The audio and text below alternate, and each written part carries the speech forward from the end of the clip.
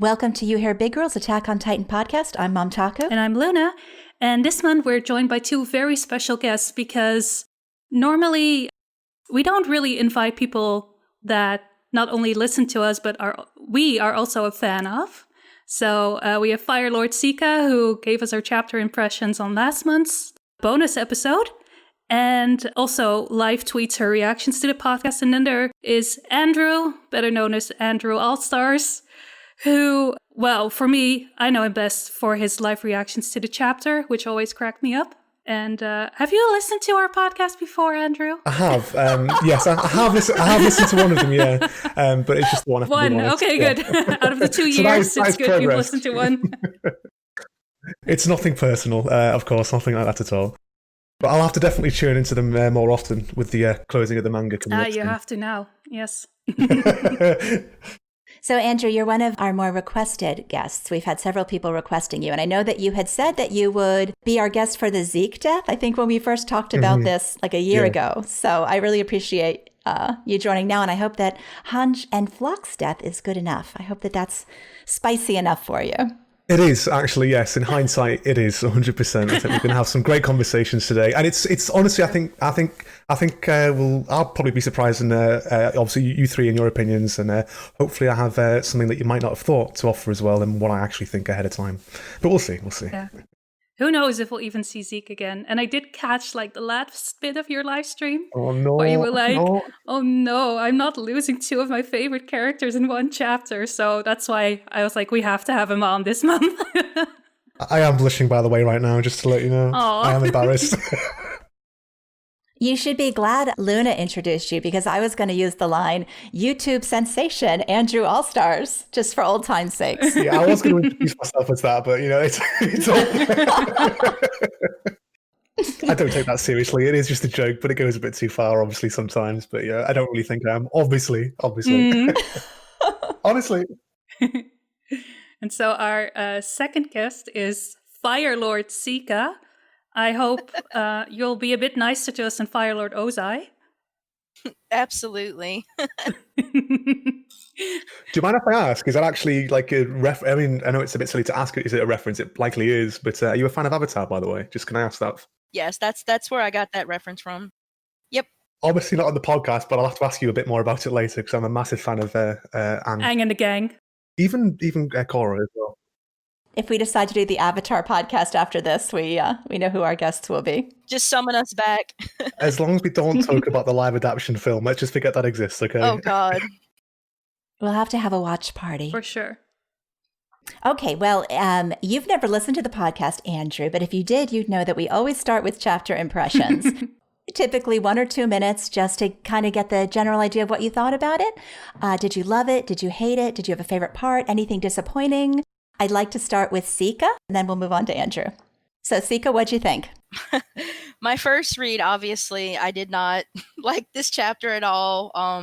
Hanji's my favorite character, so to see them die really hurt me. But after reading it a second and third time and then getting the official translations, I actually really do love this chapter.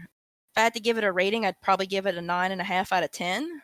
I usually don't rate chapters that high. I usually stick to like a solid 8, but so much happened in this chapter, and there was a lot of things that I really loved. I know we'll touch on that later, but yeah, this chapter, it was big for me. I really enjoyed it. All right. What about you, Andrew? I think when it comes to my reaction and response, this has probably been one of the chapters that I've been all over the place with. Well, it has been, at least until, of course, that Zeke's death, I thought he was dead halfway through the chapter back in 115. I hated it to start with. But when I said I hated it, I don't mean I disliked the actual chapter. I was very into the chapter, and I was kind of, acting a bit impulsively on emotions, I think. In hindsight, I think I'm quite like SiCa here in that with official translations, sitting down, with a cup of tea or something and reading it on my own and digesting it, I appreciated it a lot more. I've not had a lot of chance to discuss it or, look at my own server or anywhere else for discussion about it. So I'm not sure what people think, but I think I'd definitely probably give it a 7.5 or an 8 out of 10. Whereas originally, had you asked me back on Monday /Tuesday, it probably would have been a 5. But again, there are things I don't like about this chapter, but there are things that I do like, and some things that I think are good but weren't handled as they could have been. But again, we'll get into that, of course, when we get into it later. What about you, Luna? And I haven't discussed the chapter with you at all, so I know you like Barely, it. But I know. Yeah. Well, it's kind of funny because I can introduce SiCa like, oh, we always agree, and then this is the one thing we really disagree on, at least on the first read, because I loved it. So I read it with one of our former friends, Cash, because we were playing a game together, and then the fanlation dropped, and we were like, okay, let's read it now. And I was really impressed with it because we got a lot of things happening, lots of different things. I liked the way it played out. But like Andrew, I also was like on an emotional roller coaster because there were lots of things that I found incredibly funny, but other things that I found incredibly frustrating, or, and then it ended with Hange dying, which, that left me quite sad as well. So for me, I'd say the chapter on the first read through got like an 8.5 out of 10. I still have my gripes with some things, but overall the good outweighs the bad. But now that I'm looking back on it, I don't really know how I feel about it. I don't know, maybe we should discuss it more, and then I'll find out how I feel about it now. What about you? What were your thoughts? Aside from the last panel, because I already know. I am the only person in this group that had spoilers. So I knew what was coming when I read it. And, I think that took some of the sting away. So I was more focused on how it happened and the things in the spoilers that I was confused about as I was reading it.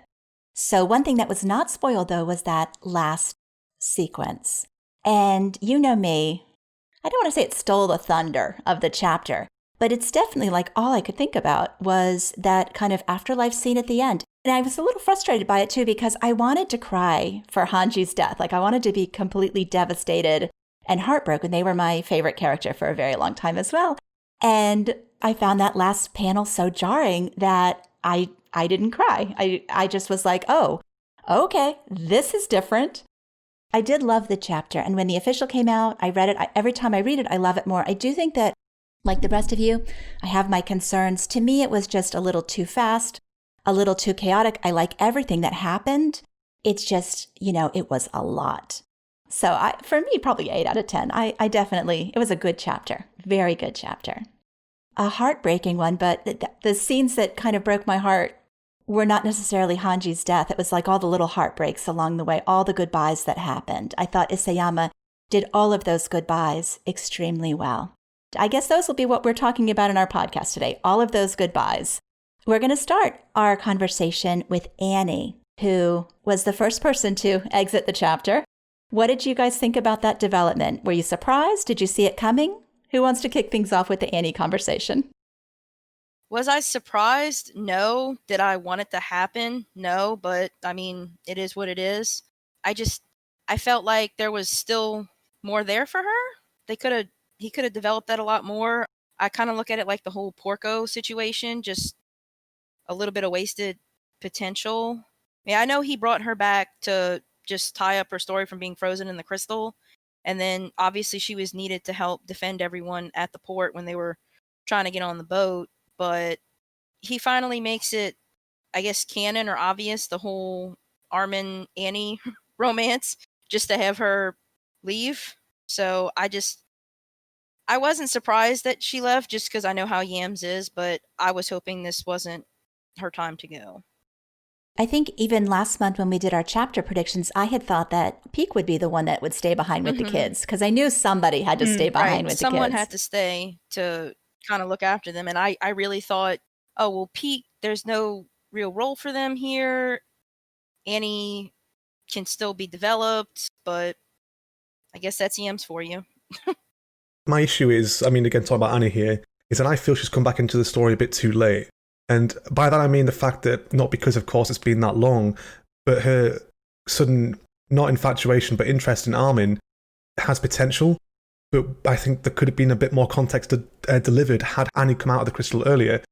Obviously the question is, how would that have happened? But I think there could have been a bit more work with Annie and Armin after she got out of the crystal, had it happened prior, because maybe people would disagree. I think that Isayama's handling of romance in this manga isn't obviously a major aspect, but I think examples of that have always been quite poor, or they've been very surface level in my opinion. So while I've got Annie and Armin here, it's touching, and I understand, of course, Armin's interest in her could be genuine, and it most likely is, but obviously Berthold's memories could be influencing that, because Berthold like Annie. I just don't personally... not that I don't feel in fault, I just think it could have been handled better with Annie, and I think Annie and Armin in this situation could have worked for me as a reader, but I don't really have much interest in it, and it kind of just came across in the past couple of months as something that Annie felt, and it doesn't really add much to a character, or hasn't so far, for me to actually consider it anything worth noting for her. Saying that, though, I do like her attitude. I think her stalwart nature in acting the way that she is, the way that she doesn't want to go fight, and, I think that really does fit her character, how she was prior to her being crystallized before chapter 33. That's fine, and it works, but again, I would have liked to have seen her a bit sooner to have more development and fleshed out content for her in regards to Armin and overall too. I have to say I agree with that. From Armin's side, it makes sense, right? He spent 4 years, talking to this girl, perhaps idolizing her from, what he thought she would be like. Then there's Annie, and she comes out of the crystal, and immediately out of nowhere, she has this infatuation with Armin, and it's like, but why? Right? I don't understand it from her side. I'm glad that she has a bond with someone now, because the only bond she had before was her father, and she thinks that he's dead now, so it's good that she has Armin, but on the other hand, if she has that bond now, I would hope it would trigger something in her to help protect that, and then at this point she's like, well, just let me live my last moments in peace. So not only does she not want to fight, it also kind of gives away that she thinks they're not going to succeed in stopping Eren. So I don't know. She had her little moment riding off into the sunset. Let me be at peace. I just liked how Mikasa just noticed it straight away like that. That was actually one of the parts of this chapter that made me actually smile, because that is, maybe we'll talk about it later, I'm not sure. But... I laughed out loud. That face she made was gorgeous. Oh, it's been memed to death already. I just... Meme of the month. Yes. But I find that kind of... I wouldn't say it's endearing per se, but I like the touch that she saw it straight away and understands that through her own understanding of how she feels potentially towards Eren. So that was a nice little touch there, I think, with Mikasa and Annie. Luna, you just said that you kind of felt like it came out of nowhere on Annie's end, but yeah. I think Mikasa's surprise at that sort of emphasized that Annie wasn't even aware of it. It just happened. Mikasa doesn't get a tremendous amount of character development, or she does, but it's always very subtle. But one thing I've always loved about Mikasa is that, listen to me saying her name 12 different times in the course of 3 minutes. One thing I really love about this character is that she's very kind-hearted, I think, is a way to put it. After Ymir left, she kind of clung with Historia. She was always pictured with Historia. There's an anime-only scene where she's with Hannah Diamante, the Hannah and Franz chick. She was aware of Marlowe's and Hitch's situation. She's just very kind-hearted. And I think once she realized that spark was there, and seeing Mikasa react to it and react so positively, I thought was just incredible moment for Mikasa. I was very, very happy for that. I'd have to actually agree with Mikasa as well, whereas I've never obviously been a fan of her. I think I've mentioned that way too many times in the past. But obviously, I think that she has grown on me to the extent where, I'm not going to discredit her character, at least with the present situation or anything. I do feel like she was always a bit angsty, go back to the Clash of Titan arc. But as you mentioned before, with Ymir leaving, and obviously all the characters in the 104th having to grow up, mature, and experience something, alongside the Titans and the outside world, I think Mikasa has grown quite... She's not the same angsty kid as she was, and she comes across a lot more endearing as well. I used that word before, but I do kind of understand where you're coming from there, Momtaku, and I'd have to agree with the fact that there is a lot of development there, but it's not very present in written format. It's subtle, it's behind the scenes, it's the way that she looks, interacts from behind the scenes that really showcases her character maturing and aging with time. I would still like a bit more development, but, Yeah, development. At the end, Annie asked her where her scarf was. And she said, I still have it, but I'm not wearing it. And then later on, Annie asks her if she's gonna, I think it was Annie, if she plans on killing Eren. And she's like, I plan on bringing him back. What do you guys think about that? I don't think that rules out killing him. Really? Really. Like, it's not... She may not view it as killing him. She may view it as saving him. She could help end his life without her considering it killing him, I guess. I don't know if that makes sense or not. You know, you kill someone to save them, or you help them realize what they've done wrong, and then you help them end it, and ending it might mean something tragic for them. I think that she's resolved to do what she has to do. And if that means killing him, I don't think she wants to use that word. I think she's going to view it more as saving him, hopefully, if she can. But I'm probably all alone on that. I agree with you on that. Like, I don't think she'll use that particular verbiage of killing him, but I agree with you on that. I've thought the fact she's not wearing it is because she's saving it, not for herself, but to wrap around Eren. Yep, in a sense that obviously in the final panel, I mean, again, 2,000 years from now, this is just random points. Obviously, when Eren is in Pathways from last chapter and Armin sees him as a kid, I'm wondering if Mikasa will get to Eren, get to his actual human body when he's dying or something else, wrap it around him and say, you know, so long, Eren, something like that. It's kind of obvious maybe, but, you know, if he does die, I reckon Mikasa will be there in the final moments. And if she isn't going to kill him, I reckon that they'll be the last two to interact with each other before Eren either does die or who knows what will happen after. Yeah, when you think about the symbolism of the scarf, it was having a home, having a family. Mikasa had just lost her family. Eren gave her a new one. And then, of course, in chapter, was it 123? What am I to you? Your family. You know, like this theme of this scarf and family and of having someone to belong to. You know, I see that happening again, just like you do, Andrew. If we don't get that, I'll be very disappointed. Now I imagine her like taking his body back to that tree where he had the dream. Oh, you think Eren will take the body back? No, Mikasa will take Eren's body back. Yeah. oh, you mean like to bury him under it? You're not talking like to bury him, do you? I don't know. Like, maybe just leave it there to waste away. I don't know. You think they're gonna? Yeah, I think she's gonna take him back to Shiganshina, back home. Okay. His body, at least. But I don't know if she's going to be the one who will kill him. She might assist in it, but I don't think she can put herself through that. I think that will be a bit too much.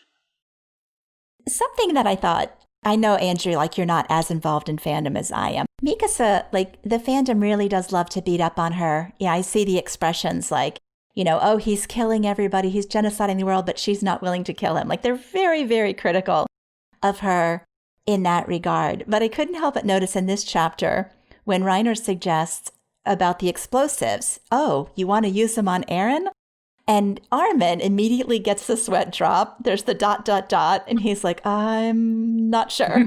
You know, so I think it's a lot to ask either of these characters to want to kill their best friend. But I just, you know, I don't see Armin getting quite as much, not beat up on quite as much for his relationship or his concern there about Eren as Mikasa does. Just wanted to bring that out for all my Mikasa friends out there. I probably couldn't chime in too much because I'm not aware of, again, what people really, you know, think as a fandom do overall. But I can imagine she probably gets a lot of shit. If can I swear? Sorry, I don't know if shit is fine. Yes. All right, we'll just keep it to a minimum. I mean, yeah. I mean, I can imagine she gets more. I mean, she always has done, really, anyway, from my understanding. Than Armin always has. But I've seen a lot of hatred for Armin as well. But again, I think it's because of what you said, because they just don't act. A lot of people think they're cowardly, they're boring, they're cliche. And a lot of people hate Armin because he cries, and because he's very vulnerable. Well, they do. It's something that I've always argued against, because I've always liked Armin. I mean, he does annoy me sometimes, but I've always liked Armin because he's somebody that does show a lot of emotion, a lot of response, and a lot of care and concern. But at the same time, he's got like it's not just about him. He understands the bigger picture. He tries to understand the other side. And he's always been that kind of character. He's trying to learn more, hence why I assume Hange gave him the role, which he says this chapter as well. But yeah, he gets a lot of crap for that kind of thing. And it's really off-putting when people don't like him because he's small, he's a bit vulnerable, he's emotional. And, you know, they're essentially being the bullies that bullied Armin at the start of the manga. And I wonder if these people realize that. They're essentially bullying him like they did. And, you know, they're people that support Eren, but Eren would beat the crap out of them had it been different circumstances. So you know what I'm saying in that regard. So that always bothers me about Armin. I'm sure you might feel the same about Mikasa as well, with what people might say. But yeah. Yeah, it seems like as we're getting towards the end of the manga, people are getting like they want more from the characters that they care about. You know, time is running out and things are ending and they're not going to get what they want. And so they're like, it's almost like fandom. And I've never been a part of a fandom like I have been in Attack on Titan. I kind of wonder if that's just normal. Like when Full Metal Alchemist was wrapping up, or, you know, any other monthly series was wrapping up. Did it get the same way? Did people like literally get crazy the last 6 months? I wonder if it's just that constant wanting more and knowing you might not get it, and maybe some bitterness involved in that. I was there like for the ending, so I was invested in it, but not as invested as in this story. I maybe because I relate to the characters more, because they feel more human. Also, like I really want to see where does everything go? How do they end up? I feel too attached. I need help. Mm-hmm. Momtaku, you mentioned before that how you couldn't cry at the end, and like as Uni said, you know, it's very emotional, but we've been along with it for so long. We've kind of steeled ourselves to expect the worst. Uh-huh. So when it does come along, you either overreact in my case sometimes, or you don't react at all. And it's very hard to kind of balance it out because we've been with the manga for that long that we're just expecting anything to happen at any moment. So yeah, that's interesting. And I think when you've been in a series a long time and you've lost so many characters, like, you know, you're going to survive. It's going to be okay. Been through this, been here, done that, you know, that whole mentality. And honestly, like every time I've lost a character, it's almost been like a sense of gratitude because they're not in this mess anymore. There's definitely relief to that. Yeah. And then there's me, whose favorite character is Reiner. And who once again tried to die. Luna, what's up with your boy? Why won't anybody let him die? I love his face when, you know, Annie was all like, I've lost count how many times I wanted to kill you. And he just looks down and is like, well, you certainly showed some self-restraint. And I don't know if he was joking or if he was like, well, you should have done it when you had the chance. We both would have been happier for it. Like, at least Annie took it as a joke because she laughed. That's one of my favorite panels this chapter, because she never really genuinely laughs. And their little hug, too. I didn't see that. Yes. I got choked up at the hug. I mean, for all we know, like, they've had more body contact than she and Armin had. So, Wow. or was there boat sex? Was there boat sex involved somehow? I will never had forget to go that there, question. Luna. I mean, it's such an iconic question. How can I not? Andrew's like, what the hell's going on here? Yeah. What? Wasn't Don Xabier the one that asked about the boat sex? Mm-hmm. Okay. Well, he asked this month.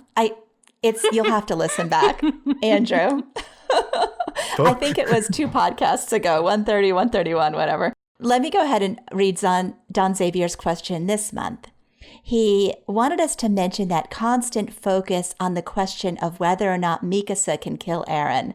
Do we think that she'll be involved in his death? And I know that we've already touched on that, but I just kind of want a yes or no from all of you. Do you think Mikasa can kill Eren? SiCa, you go first, and then Andrew. Yes, I think she can. I don't think she'll be the one to do it. I say like you did earlier, I think she's got the resolve to do what she has to do.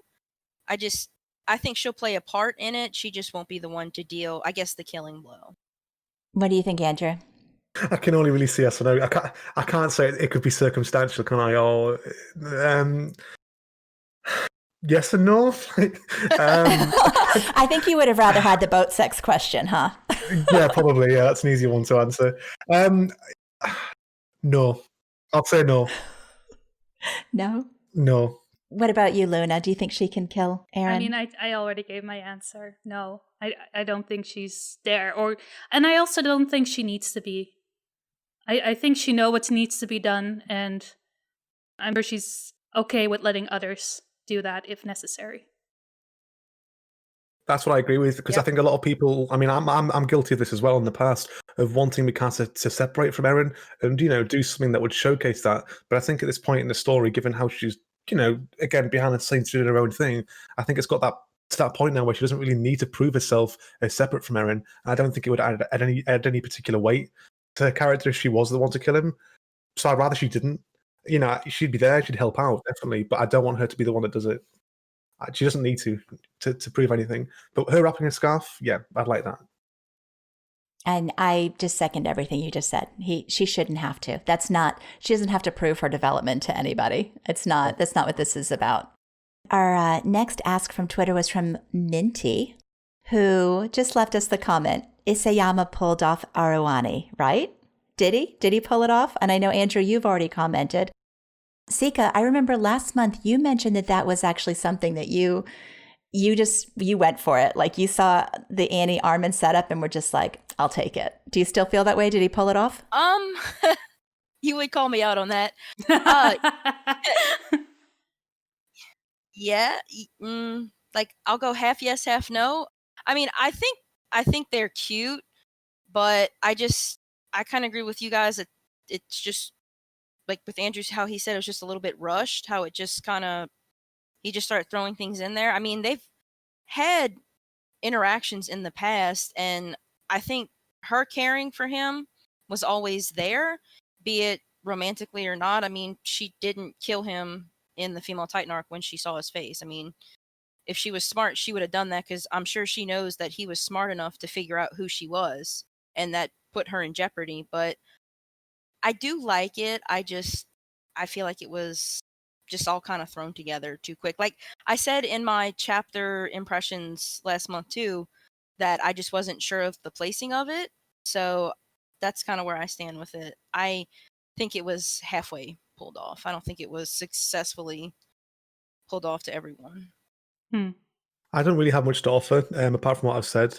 It's nothing personal. Obviously, I don't really do shipping as a thing. I think you've noticed. My understanding of it is very misinformed, I think, and I don't personally kind of get into that kind of thing. But I just stick with what I said before. Do I think they would work? I think if it did, we would need more development prior to what's already happened for me to go along with it and enjoy it as a reader. That's all I can really offer. But I think it would be cute, I guess. I don't know. It was very cute. It was very cute. It needs more development. Yeah. And I think the art this chapter, where Isayama does eyes so well anyway, but just focusing on the eye contact, the tears, he sold it to me. I accept it. Like it's yeah. I didn't really ship them with anybody anyway, so I didn't have a prior horse in this race, I guess. But yeah, I think he pulled it off for me. Well, I'm with Andrew on this one. And I guess with SiCa as well. Like, it just needed, for me, more development, but especially from Annie's side. So, do you think this is the end for her, like in the main story? I'm sure we'll see something about her in the epilogue, but will she be involved in stopping Eren somehow? Or is this like the end for Annie? Isayama is very hard to predict, and I wouldn't even want to think about it potentially, because a lot of the time, even this chapter was like quite a surprise in some ways. But I think it might be a little bit too cliche and obvious for her to change her mind last minute and go and join them. But at the end of the day, I wouldn't mind it either. But again, it depends on how Isayama presents that and showcases it. Will she, decide to go and help, and stop thinking about herself, which was always the case going home to her father? Will she get past that hurdle and go join them last minute? Will that finish a character arc for her actually, having some faith and belief in something, and even if it's just Armin, and that develops further? Or will she just remain as she always has, this very introverted young lady now? Has she aged? I don't know. Is she still a teenager? Well, how old is she now? She's technically 19, right? 20. Something like that, but yeah, it's still in the body. Her brain didn't develop in that crystal, so... She was conscious of the passage of time, though. Like, whether her body did or not, she was conscious of the passage of time. But has she mentally grown? Or is she still mentally, 15 years old or 16 years old? I mean, you got a lot of time alone to think about things, and I would assume that she's aged immeasurably during that time in the crystal. That's what I would think, too. I agree. Yeah. I mean, I would hope this isn't, like I said earlier, the end for Annie. I mean, I don't know how you guys took the boat and the ship sailing away, but currently it looks like they're both going in the same direction. So they haven't technically parted ways yet. I don't know if y'all got that from that panel or not, but that's what I did. So who's to say, you know, Annie might not pull like a Hinata moment from Naruto and see Armin get hurt, and then she just jumps off the boat and professes her love while, you know, killing other colossal titans that are hurting him. But I still think there's stuff that could be developed there, not just with their actual relationship, but just with her in general. I mean, I know she was always presented as emotionless, but I think she is a person that actually wants to show emotion. Obviously, her little crush on, I guess we'll call it her little crush on Armin. But I mean, we've seen her in other instances in the story show emotion. So that's like when she killed that Titan for Connie. I mean, she could have let him die. She chose not to. She obviously, even if it was just a little bit of emotion, she felt something for him. But I'm hoping this isn't how her story gets wrapped up, because I was so excited when he brought her back, and I prepared myself for, okay, he's just showing her again to tie up the fact that Eren's rumbling broke all hardening, but just seeing them continually pop up in the chapters just really got me excited. And then now we have this. So I wouldn't be surprised, like I said, if that's how her story ends, but I'm hoping it's not. I was just thinking there while SiCa was talking about it, obviously with her and the ship going the same way, again, maybe some people might find it cliche, but if they do go the same way, then obviously, if you think about it, of course, you've got Reiner and Pierre, and you've got Armin in Titan form. I don't think Armin could ever kill Eren. I don't think Reiner has I don't think he has at this point the moral, not the moral high ground, but the will. I think he's just kind of at that point. He will fight, but I think he's not going to amount to much. But if Annie appears on the boat with the kids after Eren has, you know, managed to put down Armin and everybody, but this is for Annie's sake, because if Annie sees this, she sees Armin hurt, she sees the person that's killed her father back home and ruined everything, and then she lets it all out, because Annie's way of showing herself is by her martial arts, and obviously Annie is somebody that could probably take on Eren and fight him, you know, 1-to-1. We've seen that firsthand. Eren did have the upper hand at the end. But again, it would be nice to see her come and fight him perhaps at some point and let all of that emotional baggage out that she's had within her, maybe while in the crystal before, the fact that Eren did all this, that Armin's hurt. That would be kind of a nice touch on her, I think. And it would show her develop and open up at the end, perhaps. As, you know, she comes in towards the end and Eren's like, oh, crap. And, you know, another one, if you will. Like, I don't know what I want now, because like my idealization for Annie was going to be like, you've already had 2 cities completely evacuated now. Oh my like, God. Running into the other, I know, wrong manga, running into more evacuees and reuniting with her dad and Falco and whatever. No, Falco but and that Gabby can be in the epilogue. Listen, I kind of like Andrew's idea, but I hope it's not because, you know, the boat is heading the same way.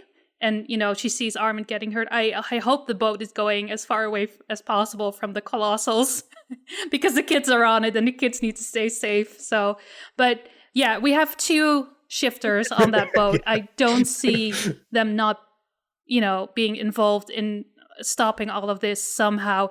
And I hope Annie is like, you know, she feels that bond with Armin. She's like, wait, what am I doing? I finally have that bond with someone.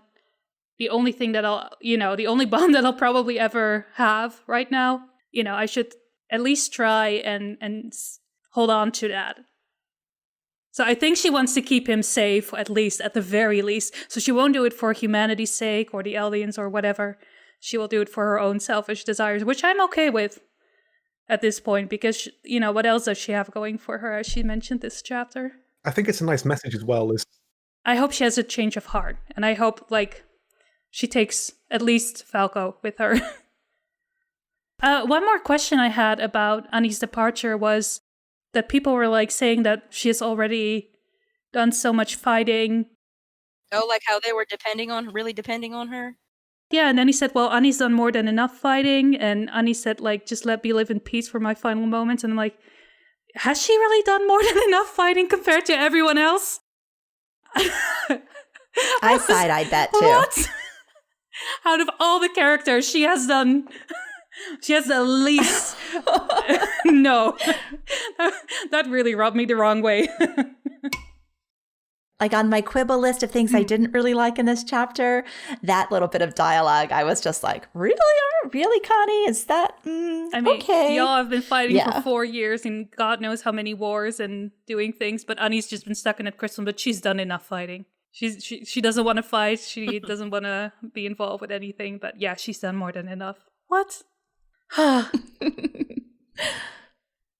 The world is ending. Let's let one of our most important weapons go off into the sunset. No, yeah. but I have a quibble with that. But, okay, let's say compared to other people, let's leave that for now. Do you think if we leave other people, like we don't take them into consideration, do you guys think Annie has deserved her rest or like, you know, this choice?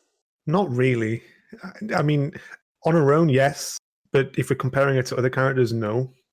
And I say that not to, to attack her. And it's not because she's been in a crystal for so long. But unlike someone like, I know Reiner's probably the typical example. She's done what she's done. I don't want to say that she hasn't suffered for what she's done, because maybe she shouldn't have to. But we have to bear in mind all of Survey Corps that she killed, Levi squad and everything else. And yes, she's lost her parents.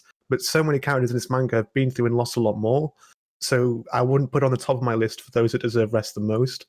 But I'm not saying that she shouldn't have a happy ending, but I definitely wouldn't put it near the top of those that deserve rest and peace, personally. How about you, SiCa? How do you feel about Connie saying that? I mean, I kind of agree with y'all. I don't think it should be time for her to rest yet. I mean, we just got her back. She's been in her crystal, so... And like I said, I don't want her story to be done, so... Yeah. I definitely don't think it's time. I think that's also maybe part of me is wishful thinking. Like, if this is it, if she just came back for a haha pie, right, the port, and then, some Toodaloo. Blushy faces at Armin, and that's it, I'm gonna be very disappointed. So I feel there has to be more. This cannot be the ending. Yeah, 2 shifters on a boat going away from the fight just doesn't make sense. No. So Agreed, yeah. And Falco's Titan design looks so cool. I want to see it again. I'm going to see that Titan again at some point. Big bird. Moving on. So somebody else, I think, that was left on the boat was Yelena, who I assume is the next person who is going to be biting the dust, since Isayama went to all that effort of drawing her sweat drops and feverish from Magath's broken arm. I have a feeling, I think... in the polls, most people have predicted that Yelena would have been the one to die before Hange and some of the others, but I don't think she's long for the world at this point. I actually really, really loved that little moment that we had with Yelena, and I have been waiting since like chapter 113 to find out why Eren sat in jail for a month. Like, I think I had come up with headcanons about why he sat in the jail for a month. Why did he have to get to Shiganshina? Whenever we would have these meta conversations, we would always ask these questions. Why Shiganshina? What was the timetable? What was this all about? What were they doing? And finally, chapter 132, we get that answer. Were you guys waiting for that too? Or were those just like little pedantic things that didn't bother you? Coming into the chapter, I think it had been that long. I'd honestly just brushed it aside, if I'm being honest, as something we get context for. So seeing it was... Well, I wouldn't say a relief, but yes. But I wasn't expecting to actually see it at this point in time. Already context around that.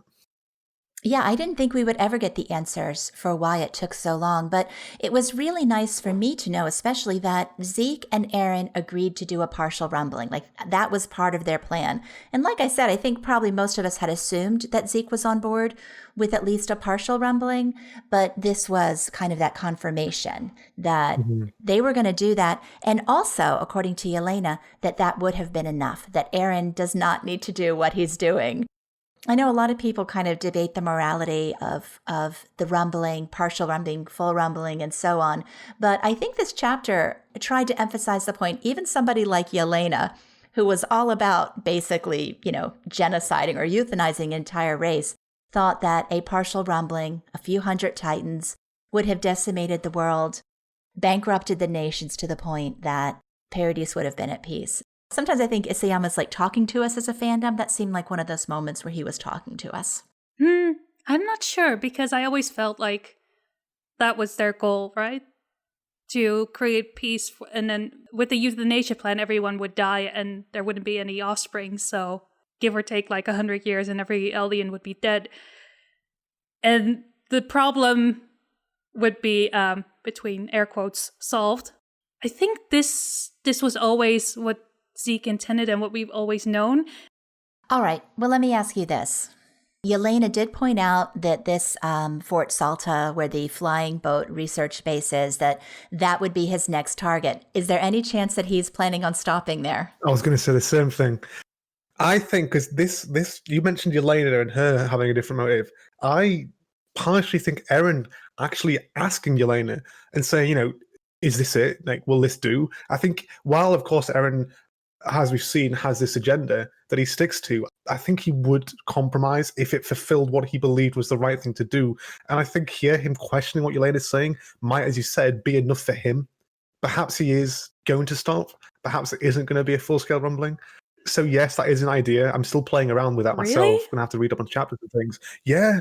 I mean, I know he's mentioned it. He said, I'm going to kill you all. Yeah. After last chapter, that idea has like completely left my mind, that it will only be a partial rumbling. I think the only reason why he's going there is because he knows he can be stopped. And maybe he saw like the vision, like from the final audio, where Armin is on the flying boat, like on the iceberg plane, and is trying to stop him. Maybe that's also playing into why he wants to stop destroy all the flying boats. I don't know. I still agree that he's probably going to, his plan is what he originally set it out to do. But I just like the idea of perhaps maybe, because I know that a lot of people have for so long now said, oh, well, Eren has a different plan. But I've always and a lot of people have argued, Eren is very genuine. When he says he'll do something, he'll do it. He's always been a straightforward kind of person, in the fact that, of course, there has been a lot of complications with him feeling emotionally distraught, but still going ahead with it. But Eren's always been the kind of person that, when he says he'll do something, he'll do it. Yeah. But he's always questioned himself in the past often. He's questioned his own actions. But again, he's always relied upon himself after what happened, I think, during Clash of Titan arc. When he stood over the graves and he says, I've been letting other people fight my battles. I've got to do it. I'm the only one that can make a difference. I've got to take responsibility. That's him doing what he's doing now. But perhaps, I don't know. Yeah, I'm probably being a bit deluded when I say, oh, maybe he will just do a partial rumbling. But wrong manga. Again, I'm not really looking into it too much yet. Yeah, exactly. I'll have to look into it more. But the fact that Yelena said those words aloud and Armin heard them, and we know Eren knows them too, like the seed has been planted. I mean, that's at least another option for Armin. He can use that to say, this is enough. You can stop here. This is enough. And I'm not saying that that's what's going to happen, but I thought it was interesting. It would be a good way for him to try and do it, but not succeed. So he will try and persuade him, but it won't work. Yeah, that's cool. That's an interesting one. Yeah. I think maybe even if they manage to stop Eren before that, they could still go on and destroy the fort, because this will give them an opportunity to secure the safety of Eldia, or Paradis at least. Yeah, and maybe that's what all those bombs are for. It's another way towards peace now that like Magath and Hange are gone. They've made a big point that there's not a lot of fuel in the plane. Yeah. The plane is kind of held together with duct tape and tinfoil at this point. Basically. How convenient that they're going to a flying boat research base. There's probably going to be another boat. I hope that this isn't like another side quest. I don't think there's time for another side quest, but like if they have to get out of that flying boat and then get into another flying boat, I just see it happening and me complaining extremely loudly about it. Yeah. SiCa, did you have anything here? I'm glad we got the information out of her, but I also agree that this isn't going to stop him from doing a full rumbling. It'll be interesting, like y'all said, to see if Armin tries to do some talk no jutsu and be like, look, stop here. But I don't think it's going to happen. I think Eren is in his rumble and he's not stopping. You're probably right. I know I keep that little bit of wishful thinking. Like... Yeah. And I didn't want to think that way, and up till when he eventually rumbled the walls, I didn't want to think Eren was going to do all this, but I mean, he said he was going to do it. He's doing it. I don't see him stopping unless someone kills him. I mean, there's going to be no conversation that will change his mind. Kid's got balls, so. Well, Andrew just disagrees with that. Andrew and I are holding on to a little shred of hope. Yeah. It's a possibility. I mean, I would love to see it. I really would love to see it. But, like, Eren's not one of my favorite characters, and I'm not too terribly fond of him. But, like, the one thing I've always appreciated about him is his drive and determination. And, I mean, yeah, he's might have had some hiccups before and maybe second-guessed himself. But he's been the character that when he says he's going to do something, he does it. Yeah. And he's doing it. So I didn't get too much from all that, but I'm just glad. I am glad we did get the information out of Yelena. I kind of wish Levi would have like had to smack her around a little bit to get it, but I'm glad we got it. And she looks like she's not long in this world. Definitely. So I guess Is there's no anyone point in buying the not fact doing that it came from like her having broken bones? Right. Okay. So that translation kind of sparked some questions for me too, because I mean, granted, I've never broken a bone, but I didn't realize you could get a fever from that. I mean, Like, I think it's been clear that Isayama does not have a medical professional on his team. this is true. Injuries happen, and it's typically been like a story of medical miracles, and here this time it's a story of a medical. Really? yeah. So Well, it's opened up the way for some speculation saying that she might have been terminally ill all along, and I don't know. I wonder if a lot of it's, I know it sounds a bit silly, like Star Wars Episode 3 when Anakin's wife passes away because she had no will left to live. Maybe it's the same kind of thing where, she might recover, but she doesn't want to at this point. Her infatuation of Zeke. I mean, it looks like she believes he's dead as well. I mean, maybe he is, but, it seems that she's just giving up hope. Everything she stood by and lived for is just, and now it's just like, I've got nothing left. I've got nothing left to live for. Dying of a broken heart. That's not going to kill her, instead obviously. of a broken arm. Yeah, basically, yeah. Andrew, I thought about you when I was reading this chapter because I know you're such a massive Zeke fan.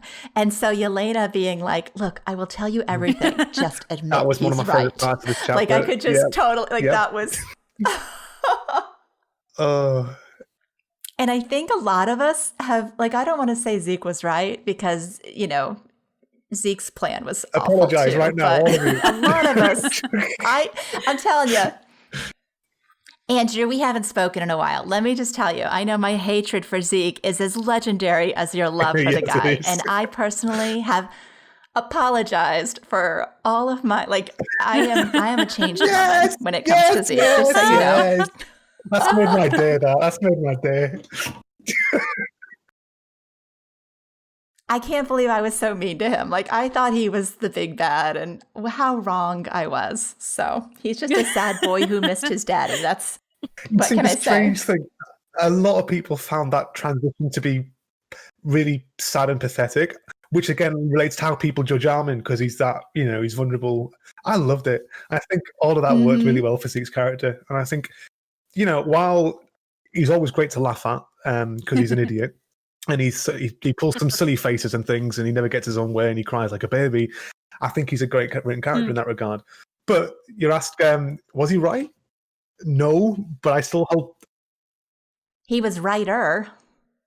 Yeah, I mean, again, when it comes to the question of morality, they're all wrong. All of them, every single one of them. All plans would have been wrong because someone would have died somehow.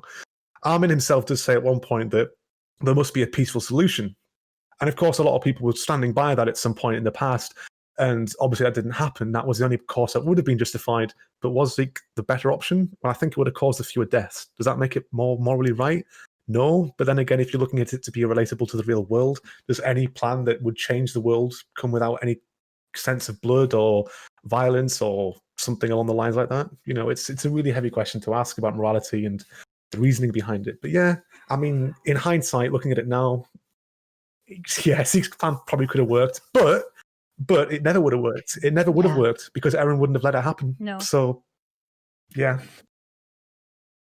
But now we know Zeke's complete plan wasn't just, making the Eldians unable to bear children. It was also to decimate the rest of the world, to rumble the worlds. That way they would have peace. Because a lot of the times when we were screaming about Zeke's stupid plan. When you were screaming about Zeke's stupid excuse me. When I was screaming about, I felt like the parodies at that point would be indefensible. They wouldn't be able to defend themselves. They would have, a dying population. But it looks like Zeke had that covered. He was going to make sure they were left alone. Yeah. So they wouldn't have been able to have had children, but they would have died peacefully, which was one of my concerns with his plan and if originally. It was kept hidden as well, the rest of Eldians across the world would have also died peacefully because they would never have known that that's the reason they were dying. So, I guess the world would have died peacefully of Eldians. But the question is, does Zeke have the authority to do something like that?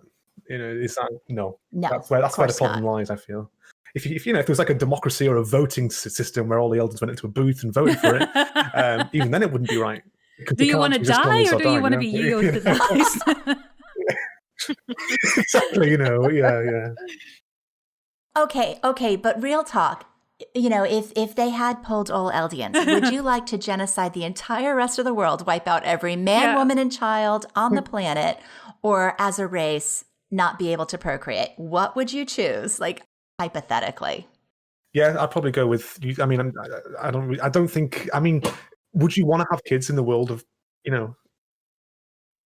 I mean, if the choice is to die or not have kids, I mean. Yeah, exactly.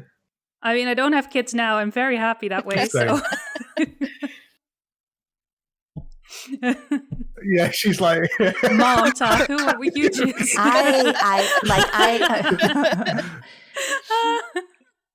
like my kids, but they're not world genocide worthy or anything. Just saying.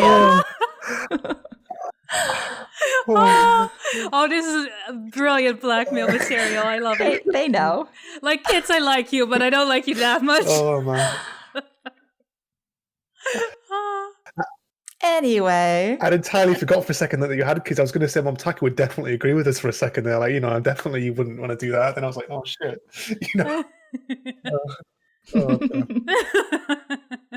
I just the whole point of this is that I'm more benevolent to Zeke now. So that's it. Knowing that he had a plan to save Paradis or at least stop it from being wiped out. Yes, I agree with what we see in this chapter. Yep.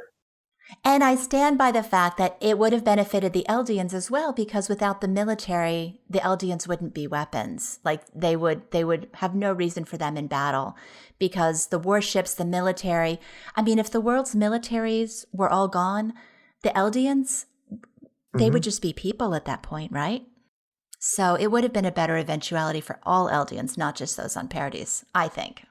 I'm not defending Zeke's plan, but I'm just saying, it's not as bad as I thought it was. It's not as, I thought, I didn't think it was well thought out, but now that we've been given all the details, okay, I see it. It was a solution. I also find it very, I wouldn't say warm-hearting, but Zeke wasn't I don't think, he was doing it because of his own experience, but he also didn't understand other people very well, hence why, of course, he was believing everyone was like him as a kid. But I think I don't think his goal was selfish. I think he was doing it for the right reasons, but I think he was very, very I think he was very, what's the word for it? Narrow-minded. I think he wasn't capable of looking outside the box that much, which I think is, seems pandemic among Jaeger boys to have that. Yeah, and then same you've got problem. Armin, who seems to be very capable of doing that, despite his experiences as a kid. Yeah. But, it is what it is. But I'm glad to hear it. Momtaku. That's made my day, that. I thought, brought you back just so that I could let you know. I apologize to your boy. Much. I'll let him know when I see him next chapter. Okay. Every month he's back. Good he's luck definitely with come that back. And it's like, he's not back yet. Yeah. Kind of makes me think of that one line that Levi said, if I don't start fighting now, that made me laugh so much.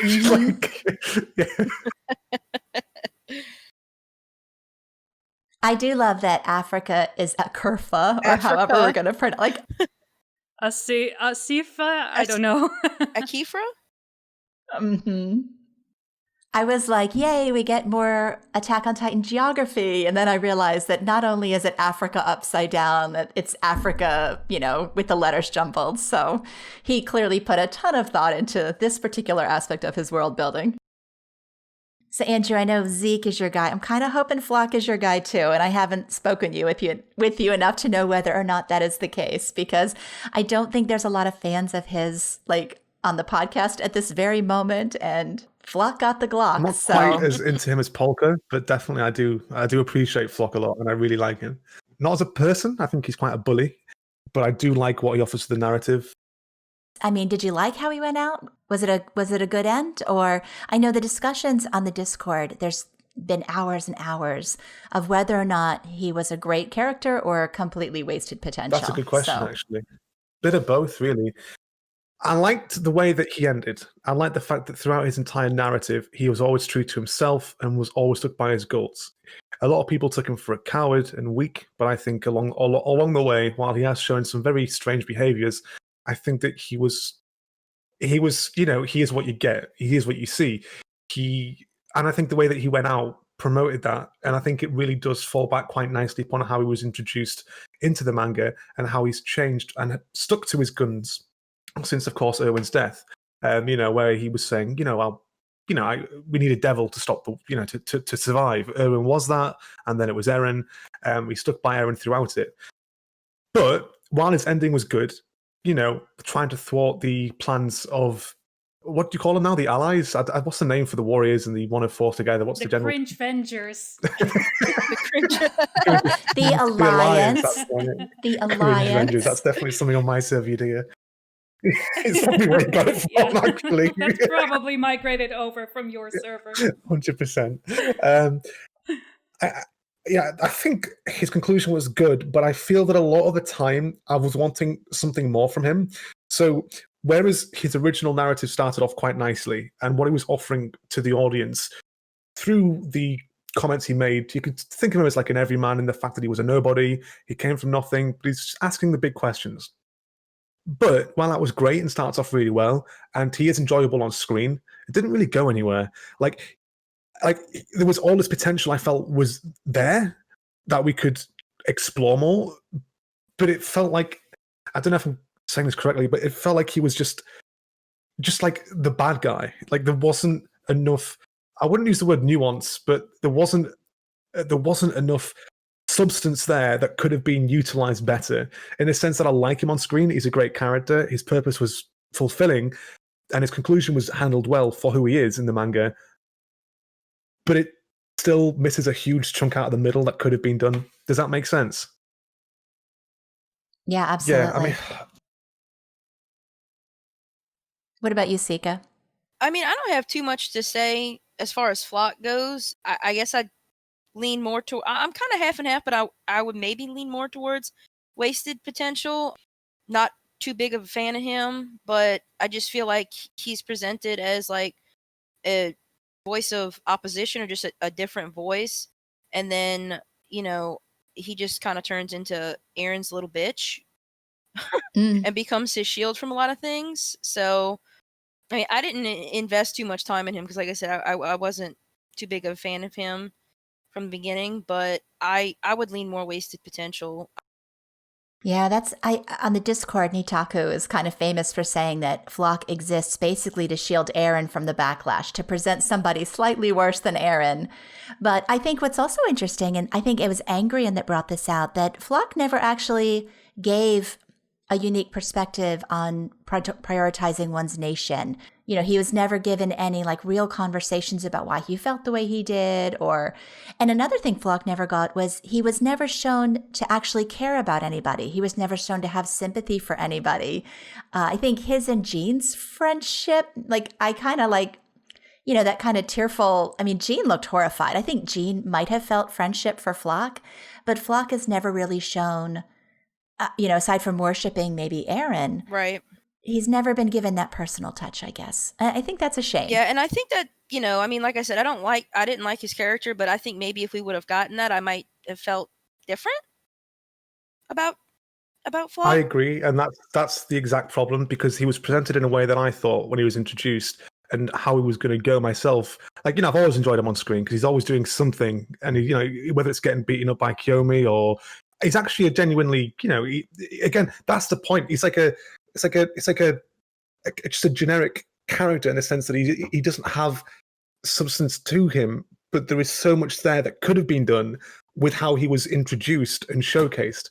I love the fact that when he was speaking to Armin and Mikasa, he went on a massive tangent. That was amazing.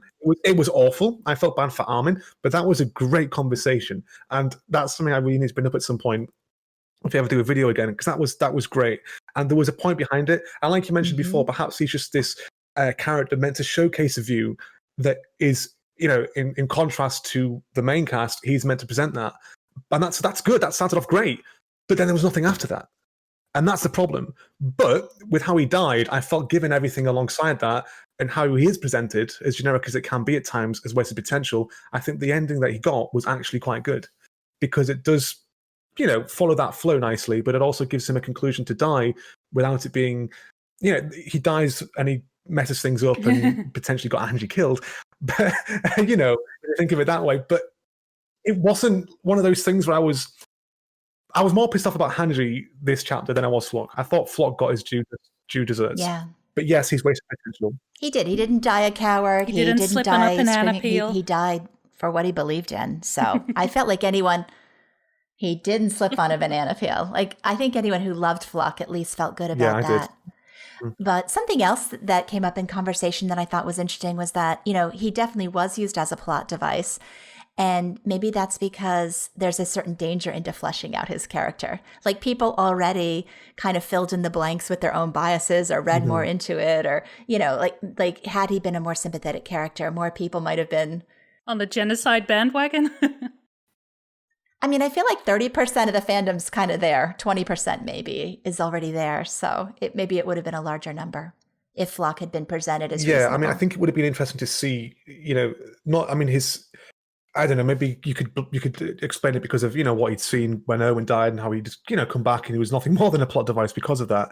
But it's so difficult for me to, I'm trying to find the right word here. There's something about him that I'm struggling to explain right now that I've always really enjoyed. And it isn't just the fact that, of course, he always had an open mind and wasn't just the opposition to the narrative. But I'm finding it hard to explain because I cannot argue with the fact that he was wasted potential and the fact that, of course, he does. I think it was SiCa that you mentioned it, that he does feel like he's taking a lot of backlash for Eren. I never thought about that. He simply feels like he was put there simply so Eren wouldn't get more hate from the fandom and Isayama could get away with more with Eren. Because doesn't Eren get a lot more fleshed out content to explain who he is? Why didn't Floch get that? Why didn't Floch have this kind of, not backstory, but this, into his mind, understanding why he is like this? Bit of sadness, bit of bonding with Jean. Yeah. No, I'm done. No, honestly, I'm done. I mean, he's just there. We don't get anything else. Yeah, I think it was a deliberate decision. Had he been personality-wise the same as he'd been in the Return to Shiganshina arc, like saying some things like to make the main cast feel uncomfortable, but not to be a dick just because that's how he felt. If he had agreed with Eren and, saw the devil that they needed him and that's why he went along with it, fine. I could have liked him, but he was just such an asshole as well. Which, again, for a lot of people, that's to Floch, but it makes him more one-dimensional, I guess. Like, he's just this evil dick of a person with sort of, like, underlying motive, but that never really shines through, I guess. How do you think, this is all to all three of you, how do you think the audience would have felt, or perhaps the reception would have been, if he actually was developed and he wasn't simply used as a sense to be a bad guy and Eren was the one that was actually the prime instigator that was presented that way?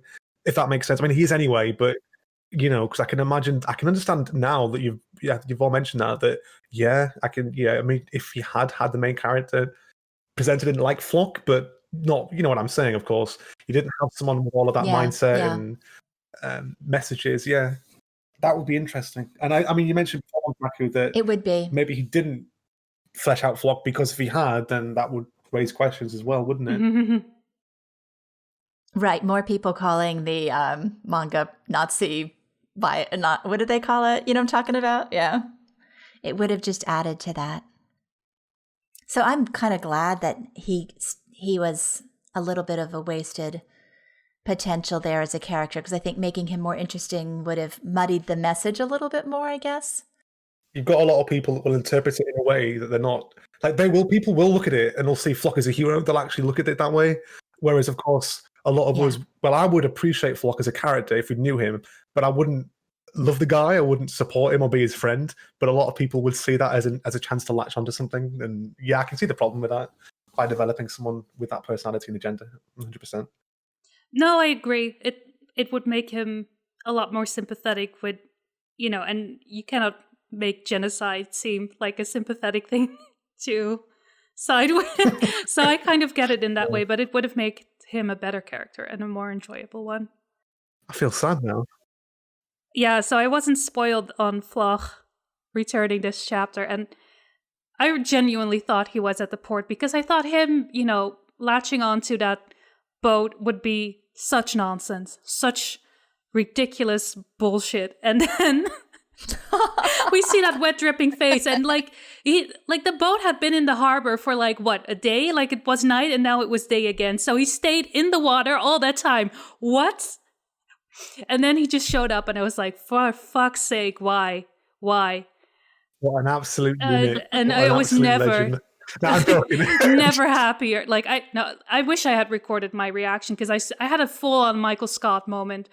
I was like, God, no, why? Well, that kind of goes into the question that Rise of the Warriors asked. It's such an ass pull that Floch basically was keelhauled for hours, swims to the, just all the circumstances of him showing up there, fires 10 shots. I think I counted 10 bangs, and basically hit nothing except the side of an airplane, which I think anybody could have hit. So Rise of the Warriors sent this to us on Twitter. Floch surviving that long, hiding somewhere just to shoot some bullets happened because Isayama wanted to kill off Hange and make Armin the commander. Do you agree or not? Disagree. I mean, did you guys kind of see it that way? Nope. Me neither. I think we're all in agreement on that. I didn't take it like that either. I mean, I sort of did. To me, it seemed like a plot device. Just Floch lived long enough to be a monkey wrench in the plans because it was Hanji's time to go. I don't know. I mean, I realize it's a story writing convenience. Yeah, but Hanji's time to go. To be honest, Isayama could have said that the rumbling was there, they didn't have enough time while they were still working on the plane. He could have done that. That is not enough drama, though. He needed to amp it up a little, so in comes Floch. But I think either way, the thing with Hange and Armin would have happened. This was just not a great plot device because he was still dripping wet. He spent all that time overnight at the port in the goddamn water. Why? He should have died of hypothermia by now. Come on. While the situation itself might really seem a bit, ridiculous, I think it fits his character, as simplistic as he might be. He was shot by Gabi, so he's wounded. So obviously when he's shooting his bullets, he's missing everything because he's doing whatever he can because of what he believes in. He dies in his last breath. He was determined till the end. He stood by his own beliefs, as wrong as they might have been. And I find that good because his character finishes the same way that it was presented. It didn't go off on a weird sense of him doing something else. He just went and shot the plane and did what he could. And his last breaths were just saying, Eren is the only one that can save us. That fits with his character story from the start after, of course, he survived the suicide charge. So that was a good conclusion. And him being wounded and hitting the plane, because his arms, you can see the bullet in his arm. So him shooting random shots and hitting the plane makes sense. If he actually hit a character in the face, that would have been more silly. I thought he was aiming for the plane because he didn't want them to take off. He was. So I thought he was aiming for Anyan Kapan because that was the pilot. No, I think he wanted to make sure that the plane wasn't. But yeah, I agree. He should take all the Jaegerists should get some shooting lessons. They miss all their targets point blank range. I don't get it. Stormtroopers from Star Wars, It's just true. This is another argument that I've heard about, not just Floch, but the Jaegerists. You have I forgot their names, the ones that were introduced that died the same chapter a few months ago. What were their names? Daz and Samuel. They were brought back just for this section, and it felt like wasted potential. You have Louise, who died in a hospital bed. we could have had these characters. I mean, again, I know Isayama wants to finish the manga, but these characters on the Aegis could have been fleshed out more, as we discussed with Floch, alongside him, and we could have had another faction, which of course dangerously ridiculous supporting Eren, of course, have that sense that they're fighting for their own homeland. And I know that the political messages here might be an issue, but I think that would have worked nicely to have these characters, all of them, instead of just being, as you said, characters that can't shoot, literal stormtroopers. There was characters there that could have been developed, that could have, from the glory days, well, not the glory days, because I don't think Samuel and Daz, when they were fighting back in that arc, were good times. But you know what I'm saying? There's so much there that could have been done, but alas, the Aegis kind of amounted to nothing but guys in black shooting and missing and causing problems, which is disappointing for me. But they were never the main focus anyway. I think it was always Eren and the 104th, and the Warriors. Yeah. Well, it was a good death. I think it was a very good death. We do have one more ask on this subject from Minty, who wanted to know if we felt like Floch's final words would have any impact on Jean. And I was in Clara's Discord, or I think it was in Clara's Discord, somebody was talking about that Jean is still going to turn traitor. I personally don't think that's the case. But Jean is genuinely, he looks broken up. So I think people that are holding on to hope that Jean is going to switch sides and join Eren, I don't think that's the message we're supposed to take. But did any of you all see it that way? Do you think that Floch's death or final words would have any impact on Jean? I don't think it'll make Jean turn traitor, but I think it was just a good point to show that he's sometimes wishy-washy and he can be hesitant. I'm with you. The look on his face is just pure terror. And I think for Jean, as opposed to anyone else's, he's still got family back on Parody. He's got his mom. I think we got all that info from a OVA, not actual canon material. But yeah, so he's the one that's, of everything Floch just said, he's got something still to lose, whereas everyone else, everything they have to lose, or everyone they have to lose, is right there with them. That's a good point. And I think that was just a callback to show how wishy-washy he can be. We see Jean be hesitant a couple of times, but specifically in the Uprising arc, one of Kenny's subordinates is about to, I don't remember if she had a gun or a knife or a sword in her hand, but was about to kill him, and he hesitated and couldn't kill her. And the only reason he survived was because of Armin. So that's how I looked at that whole panel with Jean. I don't think he'll turn traitor. I still think he's on the side of the Alliance. I still think he thinks what Eren is doing as a whole is wrong, but I could totally see him setting up a situation where, Jean's got to make a decision and he kind of hesitates on it. Which I can get more into that later, because I know a lot of, when we talk about the whole Armin thing, but because I know a lot of people had things to say about Jean not becoming commander of the Survey Corps. Yeah, we'll definitely get into that. Yeah. That's such a good point that he is the only person on that ship, on that boat, that still has family behind him, that he's the only one that left someone behind. I think that makes it a little more sympathetic that he is, that Floch's words do affect him the way that they do. Well, and he's always been a character who struggles with, his morals and his desires. Mm-hmm.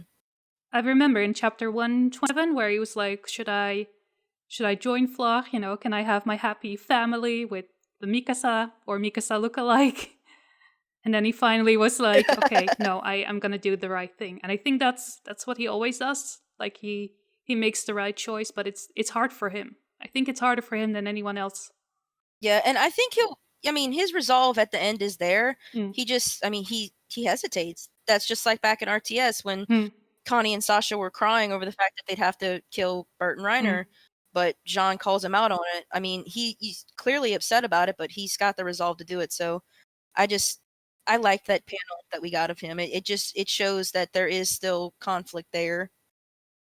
I was looking back through the manga. I do think that they were actually friends. I think Jean and Floch probably, liked each other. Yeah, there was a bit of banter, English slang for them. There was, yeah. And there was a scene where Floch, just delusional as it might have been, was, all chummy with Jean, saying, come on, just side with me. It's fine. You're my friend. Come on, let's work together for our own people. Yeah. And Jean was not. I mean, I wouldn't say he was hesitating and going to join, but there was that doubt again, like in this moment. And SiCa's correct. I mean, everything you guys have said is correct. But I mean, that scene. I think SiCa, you mentioned that there might be that decision wavering moment. It reminds me of that part back in the Shikanshina arc where Hange is going to rip off Reiner's head, literally take his head off. And obviously, Jean's the one to say, no, don't. And again, that might come up with Eren at some point. You never know. It'll be interesting to see what he does. It is tempting to dive into the Armin versus Jean conversation now, isn't it? I was waiting for something like that. So let's do it. Was Armin the best choice in light of all that you guys have said? Concerns about Jean. Was Armin the best choice as commander? I think when I first read it, I was just still like in my initial shock just because of everything that just happened. But kind of like I said earlier, pretty much out of everyone that's left of the small survey corps that we have, Armin is the one. I mean, they still go to him for decisions. Armin was pretty much Hanji's new moblet, I feel like. So, I mean, they were already involved in making a lot of decisions as far as what got done, but I'm not saying Armin's not an unwavering character, but sometimes they just need a minute to, I guess, process and come up with the plan that they need to execute. But whereas with Jean, now I'm getting into comparing them, but pretty much of who's left, I think Armin was the right choice. Levi's not a leader. Mikasa's not a leader. Jean is a charismatic type of person. I mean, I know he had all this development way back when in Tross. Jean has that resolve. He just sometimes can be wishy-washy about what he does, whereas Armin's always just, he's done what needs to be done. So I personally think out of everyone left that, yeah, Armin was the best choice to become the new commander for the Survey Corps. What's left of it. All right. Any disagreement? I disagree, but I don't know where to start with it, to be honest. At the minute, I think Armin is the best choice. However, if circumstances weren't just, again, a small unit left and it wasn't about Eren and stopping him, I would disagree. Back in Shikanshina, Armin and Jean seemed to work alongside each other, and that was what got them victory against Bertolt. I think there was a lot of them working together. And I hate to be that person. I think it would have been cool if they were both commander and co-commander. Maybe you can, but if they worked alongside each other, yeah, basically, yeah, I think that would work perfectly. But Armin, back in Shikanshina, Erwin said, I'm going to give you a role of responsibility. So Erwin saw something in Armin there and then. And Armin did have that kind of nature where, of course, he would do what had to be done. And I think it was back in the Female Titan arc when he sat in the trees while Annie's, fighting the team, Levi squad or whatever. And he talks about Erwin and he talks to Jean about this as well, I think, and have a conversation. I think it's chapter 22 or something. And Armin's, he says, he admires Erwin or something because he does what has to be done no matter the consequences. And Armin does showcase that. But I think after he got Bert's memories, I think Armin has changed. I think he's become a lot more open-minded to non-violence. Whereas prior, I think that kind of side of him might have been, it was there, but I feel, I think since he's become a bit more complacent. And I think that's a good thing because, of course, the outside world isn't what they thought it was. Titans aren't what they thought they were. So it's understandable. I think that given the outside world and what the world is like now, I think Armin is the best choice because he's open-minded. He's the one that could probably fight for peace. He's the one that sees that and always has as an option since, of course, this discussion was happening after the Battle of Liberia. Yes. However, if this was back in Shikanshina, I would have probably gone with Jean, potentially. And Momtaku, you were the person that made me realize, I mean, I think that, SiCa, you said that Armin was Hanji's moblet. I think, maybe I'm wrong, Momtaku. Years ago, I don't know why I remember this. I was the one that was proposing that Jean was the right-hand man. There was some evidence of that, but I've got to ask SiCa, and now Momtaku can ask both of you why you thought Jean and Armin were Hanji's right-hand man, or being, not groomed, that's the wrong word, being stepping up to that role. Did you think either of them would have been the leader? I mean, for me, it was that Jean had the commander, he'd kind of had that build-up, And then, seeing him sitting next to Hange at important meetings, like it just seemed to me like Jean was like in that role. But I'm in agreement with, when I first read Armin, you are the 15th commander of the Survey Corps, I raged. I was like, what? Like I was screaming. I like Armin. I was furious. And my reason was because in this arc, in this entire, final arc, Armin has displayed a blind spot the size of Walsina when it comes to Eren. Like he has been so unreliable. Like he's gotten everything wrong with Eren, not to mention he's Eren's best friend. Like I didn't think like Armin should be calling the shots here. Like, can he make an objective decision if it comes to that? But then I chilled, chatted about it for 6 hours. Yeah. Heard both sides of it. And now I do agree that like my defense for Armin is the same as yours, Andrew. He's not the right choice always. He has zero ability to lead like randos because he's too insecure, too hesitant. He doesn't inspire confidence. But in this group of these people all trust him. They all look to him. They're going to be expecting him to make decisions anyway. He might as well have the final authority. Agreed. So I am okay with it now. I am just surprised that Armin became like the ultimate chat after. Like, yes. He's not only is he the one calling all the shots, but he's also the only person in the entire manga who got that wop. What? I don't understand. He got the girlfriend, he got the CT, now he's got the commander. We used to joke, like I remember 6 years ago, we joked about Armin, Reese, Hoover, Ackerman, Arler. Like Armin, it was just like, can Armin not get everything in this series? But oh well. I don't know if I agree with the reasoning why she made him. Like it was his unyielding quest for understanding. But I never really got that feeling from Armin. Like, he's very curious, but I don't know. I think that it's a bit of a jump, but back in 112, obviously Mikasa and Armin are talking to Eren, and Eren just bluntly tells him to basically fuck off. But obviously, in that moment, Armin and Mikasa look at Eren and they think they understand him, but they don't. They don't know Eren, or they kind of question him and think, no, you don't mean to do this. You're not wanting to do this. But he is. So when you see this official translation, his unyielding desire for understanding, I don't know how you'd interpret 112 with his understanding of Eren. Or perhaps you wouldn't think of it in this situation because it's not the same thing. But that question is to me, Armin does want to understand and see the outside world, but perhaps, he doesn't always understand as much as he thinks he does. But again, perhaps Eren's a different example because of his relationship with him and his understanding of him. I don't know, but... I don't know if that's a bit of a weird one to bring up, I think. But he doesn't always understand everything, and he wants to understand it, but sometimes he might get the wrong idea. Does that make sense? But out of all of them, he's definitely the best choice in that regard. I'd have to agree with. You said that, within this group, Armin would make the best leader because they all kind of look to him. And I think they look to him indeed for like devising plans on how to deal with things, but not necessarily for calling the shots. I can't believe I'm saying this because I couldn't stand part of the chapter, but in 126, I've just been reminded what Armin did with Connie. That might have been something that could be noted here as well, like how far he was willing to go. I don't know if you take that as a good or a bad thing, but how far he was willing to go to make his friend. I mean, I don't know how you'd interpret that. Maybe Levi got some form that. Can we just not talk about 126 anymore? All right, we'll leave it there. But that could be used, yeah. People who have been railing against Armin as commander, like I've seen that. Well, yeah, he just tried to kill himself 3 days ago. Great, let's make him commit. Like there is a lot that you can throw at Armin right now. But I have read all the arguments, and I think he's the best choice for now. And I hate that because I want John to do something in this story. We were just talking like the story's wrapping up soon and we have hopes and dreams. I had a lot of hopes and dreams for John. Unless like Armin dies soon and Jean is the leader after this. I was going to say, yeah, maybe he would be the long-term leader. I was about to say, you can't rule him not being commander of the Survey Corps out just yet, just because of the apparent commander curse.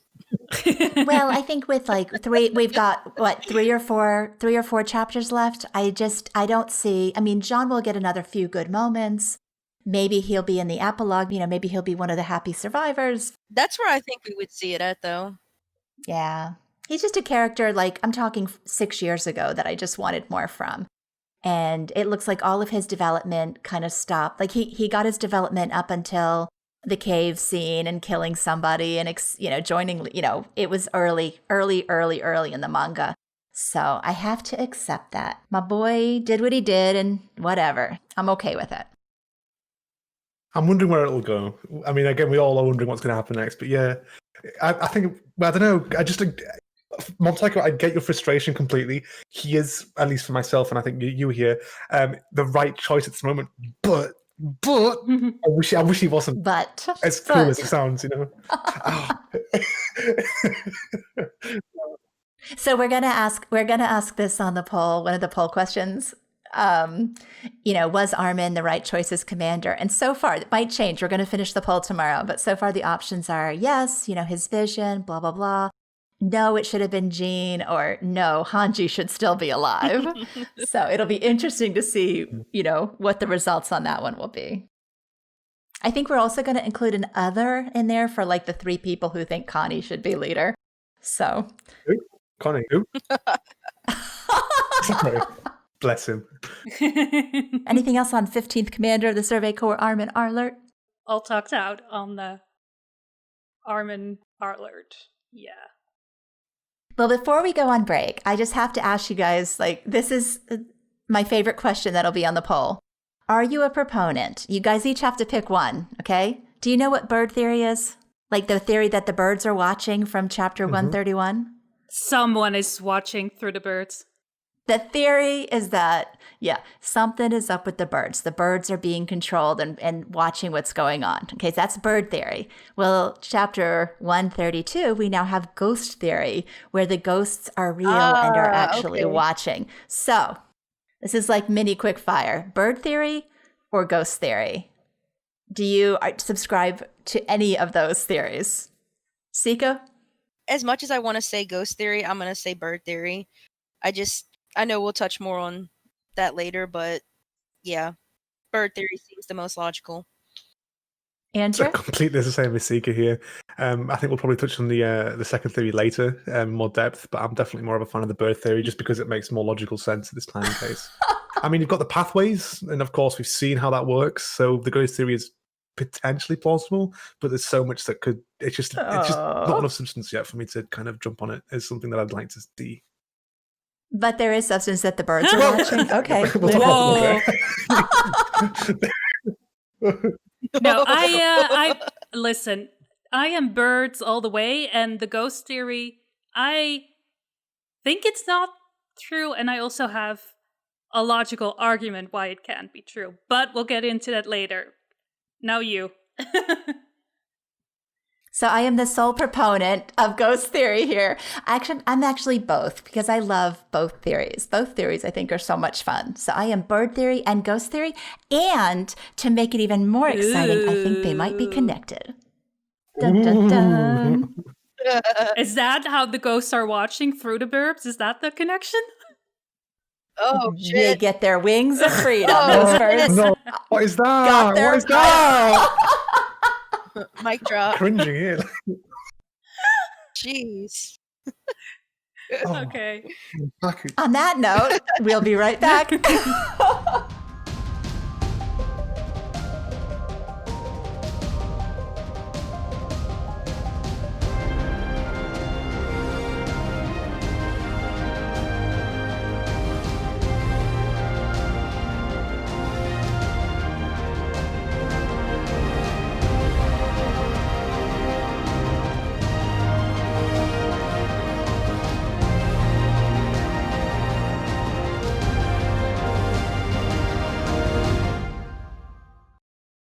Welcome back.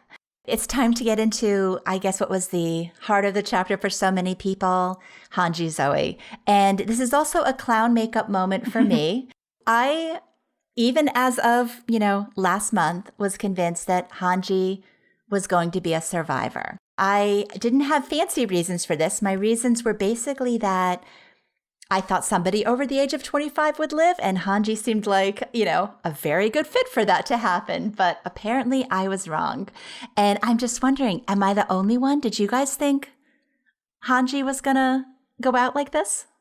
SiCa, I know you're on my side, right? You did not think Hange was going to die. I thought Hange was safe, birthday month, and I'm in agreement with you. Like, what better person to have over, a veteran-wise left to be in this new world than Hange. So I was team, they were safe. I got, for whatever reason, I don't know why, I got like a gut-wrenching feeling, maybe like 5 or 6 days before the chapter dropped, and I could not tell you why, but I just had these feelings about both Hange and Jean, and they kind of settled a little bit, but it just kept this like little uncertainty in my mind. And then so I really did think they were going to be safe, but oh my gosh. I mean, Hange had no backstory, no critical backstory, no vendetta like other characters. I don't know. I didn't see the death flags. I think last time we asked this in the poll was chapter 127. We asked people who they thought would die next, and Hange was 4th on the list after Magath, Yelena, and Floch. So apparently a lot of people thought so, but I had just chalked it up to wishful thinking because maybe they liked other characters better. Yeah, I think, I really did feel they were safe, and part of me wanted them to be safe because I did want them to make it to the end. But like I said, I guess I just know how Yams is, and I got this little gut feeling a couple days prior to the drop, and yeah. And here we are. Luna, what about you? I mean, we discussed it in our last podcast, right? Like, we were talking about which character would still get their defining moment, and you talked about who you wanted to live. And you were just like, Hange, because I need Hange to live. And I was like, nope, Hange is definitely not going to live. And yeah, we talked about, how somebody would have to stay behind to stop the Colossal so they could take off on the iceberg stone plane. So I just didn't think it would be Hange that would be staying behind. I knew this was going to happen. I knew this scenario was going to happen. I just didn't think it was Hange was Hange. The most logical out of the entire group for me. That it would be. I would have thought it would have been Peak. Yeah, how can the commander be the most logical choice? When that's Magath why died, a commander I was has like, soldiers. So that when Magath sacrificed himself, I was like, okay, well, then Hange is not safe either. Because it didn't need to be Hange, I agree. No, it didn't need to be Hange. It was gonna be. After Magath died, it was like, there's no way. What did you think, Andrew? I agree with the whole thing about Magath as well, because I was always of the belief, if the theory back in the day, which I don't think exists anymore, of peace, I thought it would have been Magath and Hange that would have lived till the end to help establish that as something in the future. Obviously, when Magath died, I was like, hang on a minute, this is going to be awkward. But I would have thought that Hange would have lived till the end as well. I thought Eren would have been the one to potentially take her down. But I mean, I don't know why, because perhaps it wouldn't make sense, but a lot of Hange seems to be the one that was most accepting of Eren back in the day. The one that kind of didn't guide him per se, but kind of showed more moral support than perhaps someone like when Levi did his own little thing. But she seemed to be somebody that was enthusiastic about him, I think you could say. So I thought there might have been a little bit of something there between them at the end, not much. And I think I agree with SiCa as well here.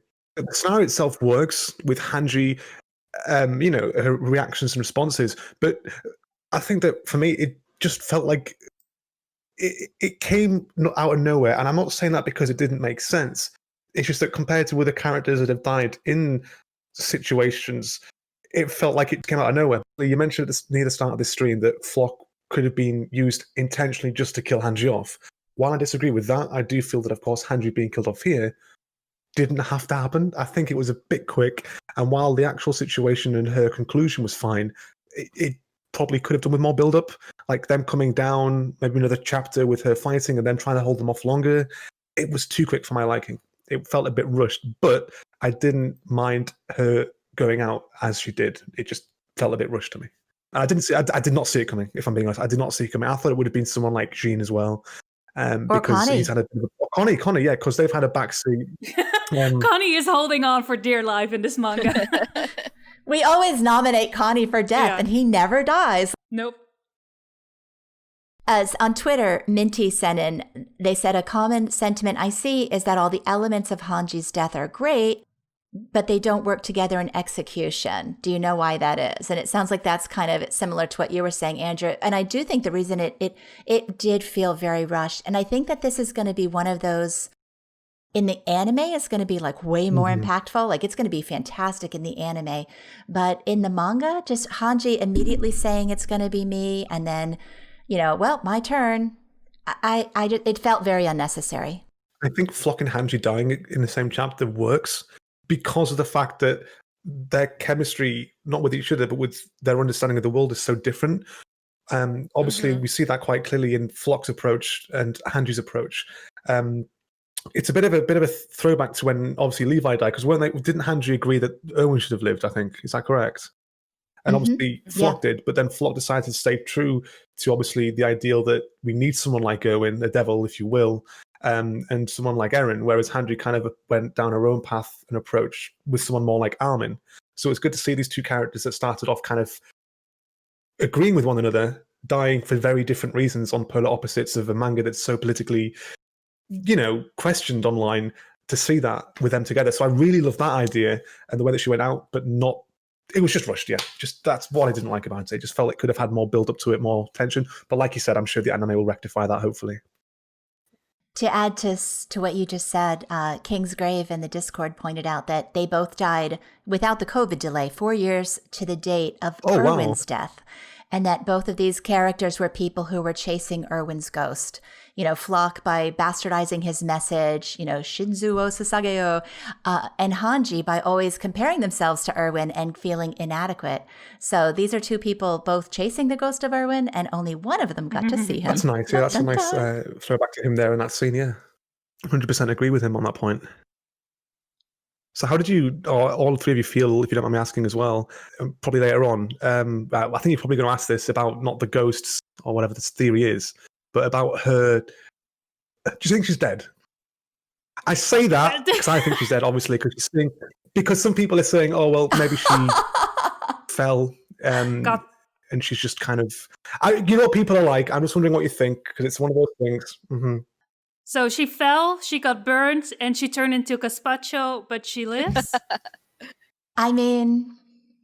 After that, I hope they're dead. Yeah. Because some people are saying, I mean, I don't know if you know Sergeant Gross as an example. Online, no. But he mentioned, I think, during the live stream at some point that it's a dream. I don't get that at all, personally, from what I'm reading of this manga. But there's a couple of people out there that think, it's not what we're seeing visually isn't what's actually happening on screen. But I don't get that inclination at all. But I thought I'd address it because it was something that was brought up. I mean, it's my main argument for thinking that it's real. Hange is dead. Hange is dead, and yet has this vision or this dream. So clearly. So I know when I was in Clara's server talking about it, everybody hates this development so much. Everybody hates it. There was not a single person in there that saw those closing 2 pages and were like, oh, wow, that's really great. How nice. Yay. Hate it. They hate it. And by saying, oh, well, maybe it's Hange's dying thought, they can chalk it up to it not being real. Now that makes more sense. Yeah. I think that's what's happening. Yeah. So they're saying that it's Hange's dying thoughts because they don't want to think that there's any chance of it actually having happened. It's like what SiCa said. You literally see her being squashed and burnt alive, if you will. And it's just, it's silly, but oh well. Why do people hate it, though? I've not really, seen anything online. Because the appearance of an afterlife cheapens the stakes. Right.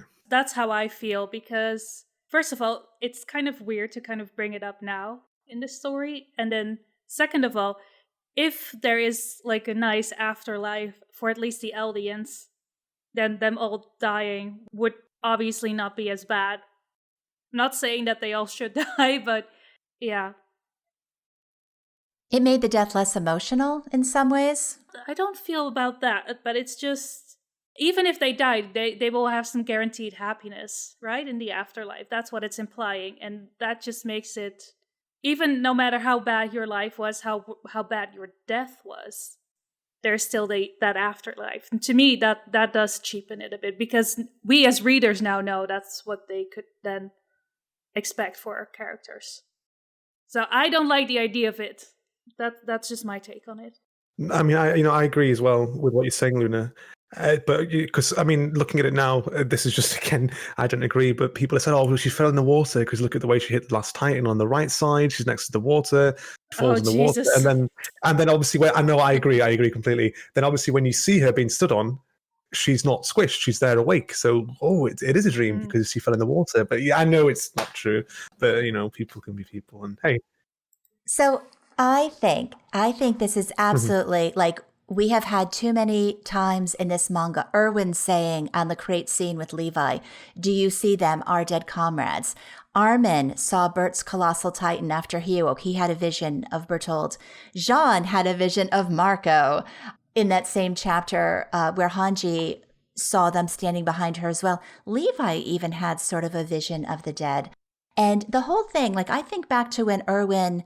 the suicide ride and other times, the point of making your comrades, living for the dead, the dead are watching. Like, this is not out of nowhere. This has been something that has been in the manga since almost from the beginning, this concept that we're doing this for the dead, to give meaning to their lives. So I think to call it an afterlife is wrong. I think to call it Valhalla is wrong. I think there's some kind of paths shenanigans going on. And Hange absolutely did experience this after Hange died. I know people hate it, and I don't actually like it. I'm just saying that this is not the kind of a manga where Isayama would just toss that in at the end to reward Hange. This is something Soul said. He says, "Oh, this happens all the time in manga." Maybe it does, but not in this manga. This isn't the kind of manga. So this is the moment where you go, no, wrong manga. This is the moment where you... Yes.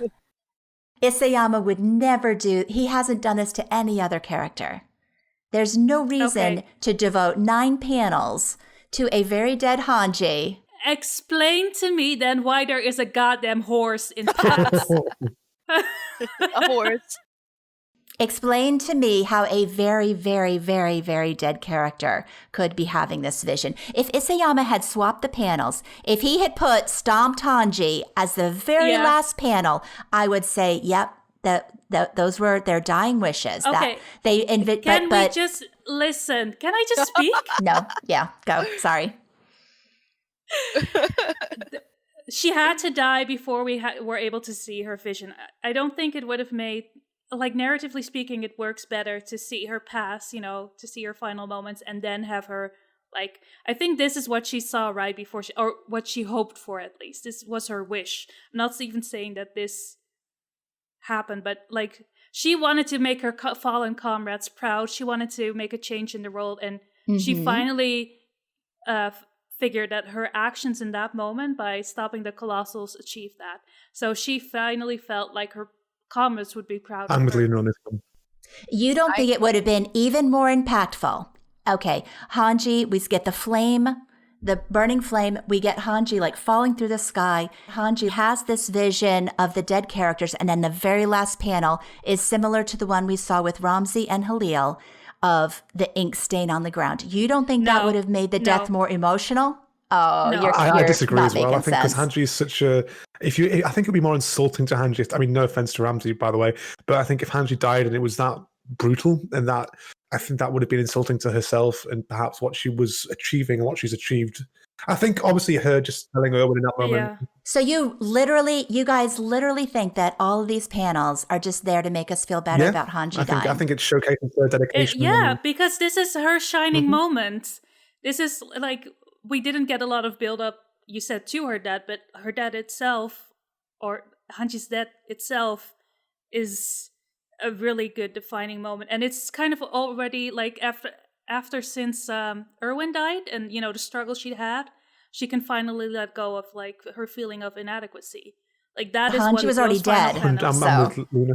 Yeah, but... I mean, maybe, again, you said it's a path thing. What's to say that, again... It's a path. It's not an afterlife. Why is a horse in paths, then? Why? Why are there birds watching people? What's to say that she's not dead? But obviously, her consciousness, or whatever you want to say, in the pathways, dies. But before she does pass away completely, her soul, or whatever you want to call it, in pathways, has this moment before... fading and leaving forever. And you know what I'm saying? Like, like when you die, you have that, you see a life flash before your eyes kind of a thing. Maybe this is an example of that in Pathways before she slipped out. I don't think that Isayama is that kind of mangaka, that he would insert this just for symbolism. Well, like I said, my 2 reasons are it would cheapen a lot of because the you don't story. like it. Everyone's reason is because they don't like it. That I'm saying that's why I wouldn't like it. And 2, like I said, like for me, it's about wrapping up Hanji's story and her arc. That's what it's showcasing to me, like her being at peace with herself. Or Hanji being at peace with themselves. And 3, there is a fucking horse there that doesn't have Eldian blood, so it's not Pat's. Those are my 3 arguments for this, and I'm sticking to them. Chapter 121, we find out time travel is real. Chapter 122, we find out that alien life forms are real when Ymir touched the centipede thing. Alien right? Alien, like whatever. That's nothing on our planet. There's like a thing that OG Ymir touched that transformed her. Okay, so I'm calling that alien life. So 122. Suddenly we've got this like alien life form that's real. Listen, I'm not saying it's impossible or implausible, but birds watching, and now 132 we have ghosts are real. So I think you guys real. are. I'll be completely honest with you. When it comes to the bird theory, I could imagine it happening. I just don't think that would happen. I think that birds have always been a symbol of freedom, and depending on the type of bird, obviously, and I don't think that means Eren's watching all the time. I just think that they're there to resemble, depending on what bird we're talking about. Well, it doesn't have to be Eren that's watching. Maybe the dead are watching through the birds, but not. I mean, what is this conversation?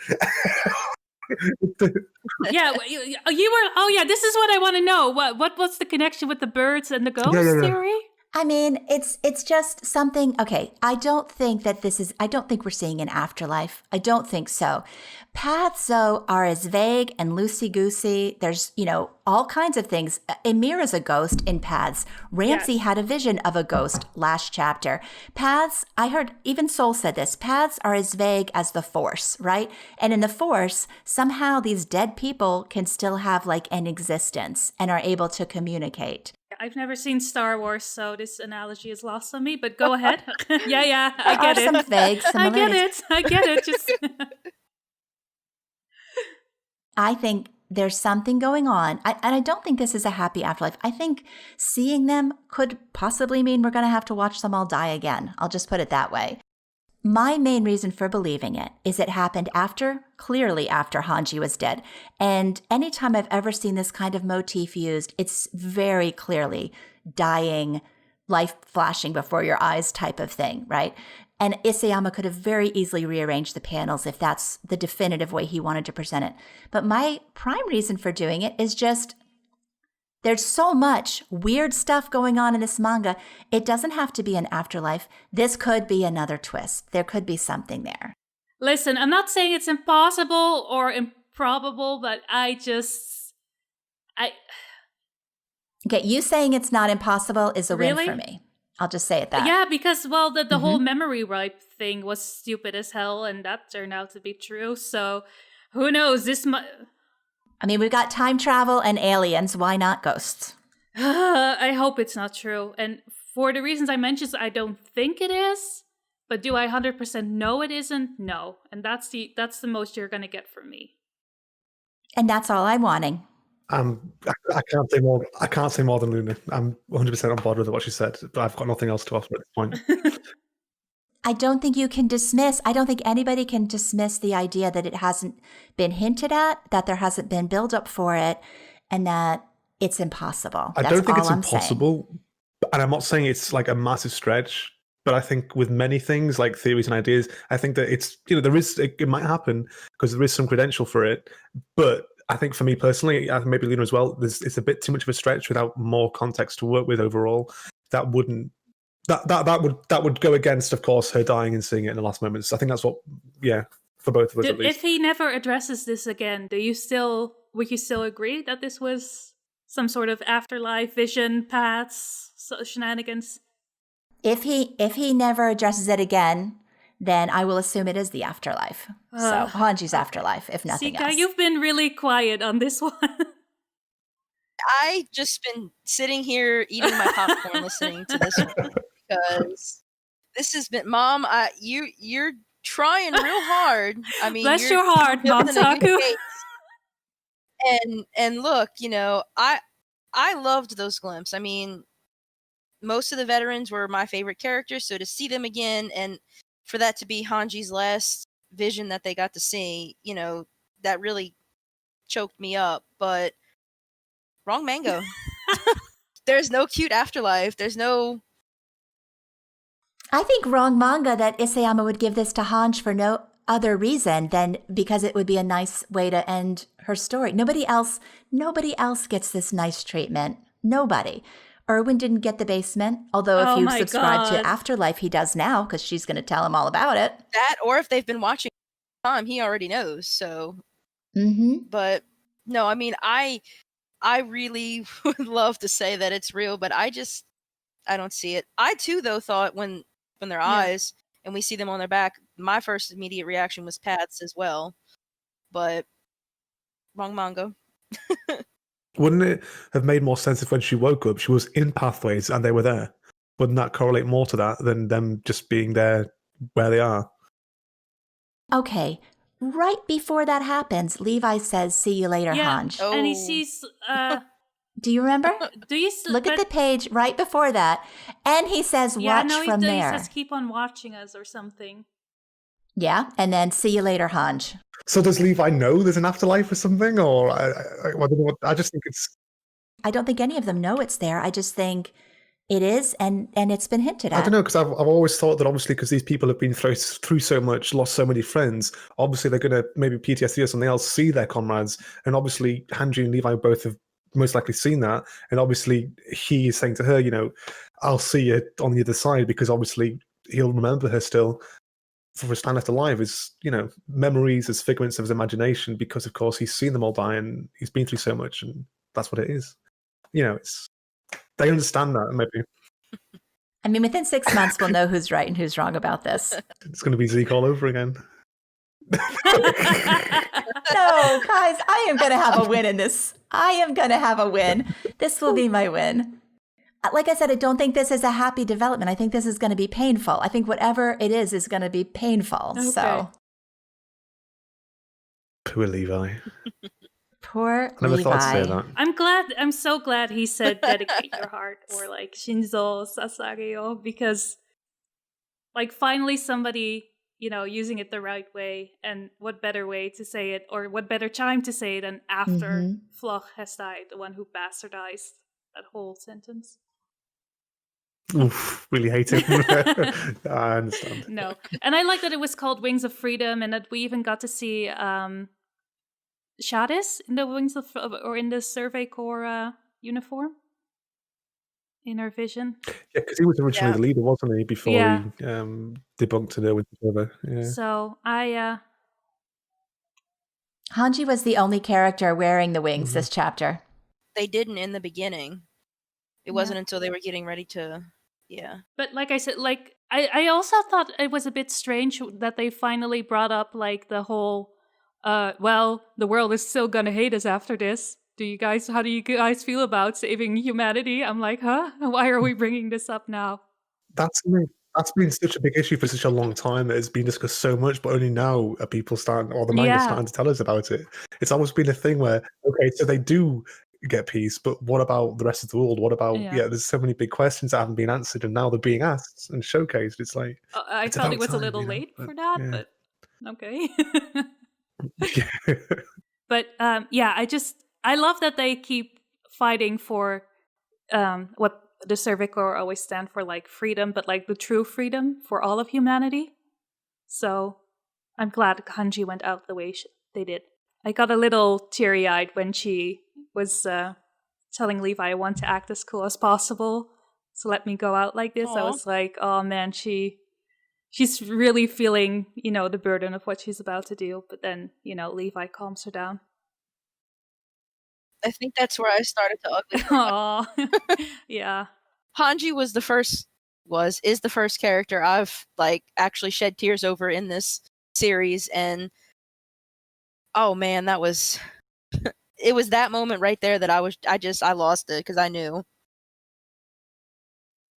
When Levi said, devote your heart?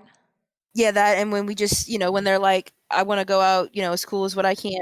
Oh, yeah. Yeah. I also like the fact that obviously when I read it for the first time, you can kind of see the old Hange as well with her excitement. I mean, maybe it was a bit of a facade, but I think it was genuine, and it was kind of her letting go of all the burdens and passing on the commander title, and I love that. That was great. That's what I mean. Like, it's such a great ending, but it just needed more of a kick to it. But like you said, the anime should hopefully fix that. But yeah.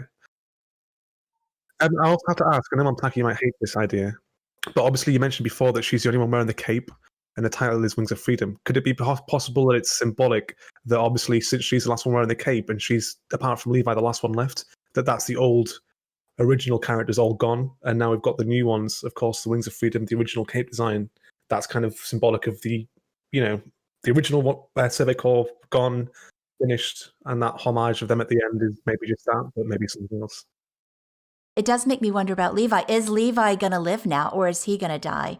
Will we have anybody from the old make it into the new world? I think Levi's going to die. What do you guys think? I hope he dies. I want him to die. I don't. Poor Levi. I mean, he's the last one left. Like, just let the dude go.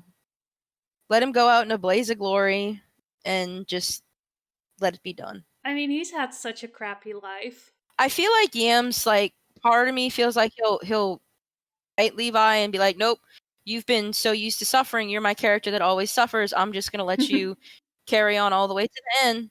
You don't get a chance to die and go be in potential Survey Corps heaven with all your comrades. Like, you just get to continue to suffer. Levi and Reiner fill that role in the manga. Yes. Yeah. The thing is, like, at least for Reiner, I could see some sort of future after all of this. With Levi, I don't really see one for him where he could live, somewhat happily after. So ever after. Yeah, I don't see any other story for him besides just being in the fight. I mean, maybe back on Historia's farm with the orphans. Yes, he seems to love apparently kids. That was a thing for him, right? But no, poor guy just needs to go. Something Andrew said made me think when, Hanji's death was great. I mean, you think about all the great moments that Hanji got this chapter, kind of creeping on Peak, which was adorable, Oh, I love that. Levi's salute, and then keeping that sense of humor to the end. As they are flying above the Titans are really, really cool. And then just slaughtering 4 of them, right? I think that would have been enough.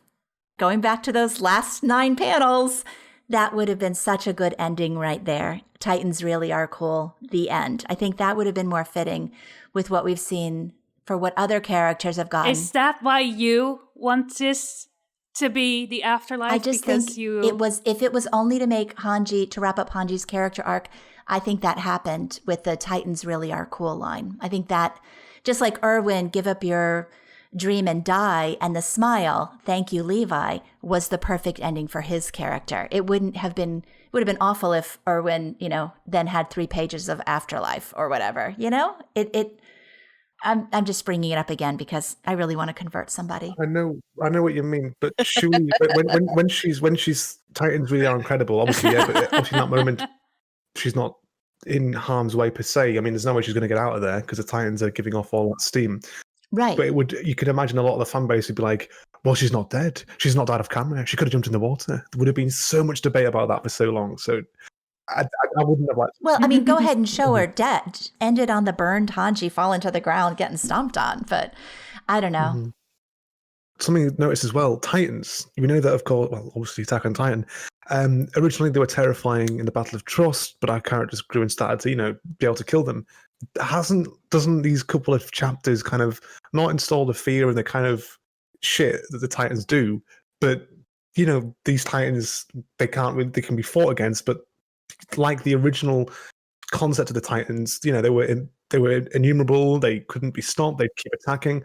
You not have that sense of not dread anymore, but it's the same kind of thing where our characters are outmatched. They are not experienced at fighting these Titans. They And that's been lacking for a long time, I feel, with Titans themselves, not just Titan users.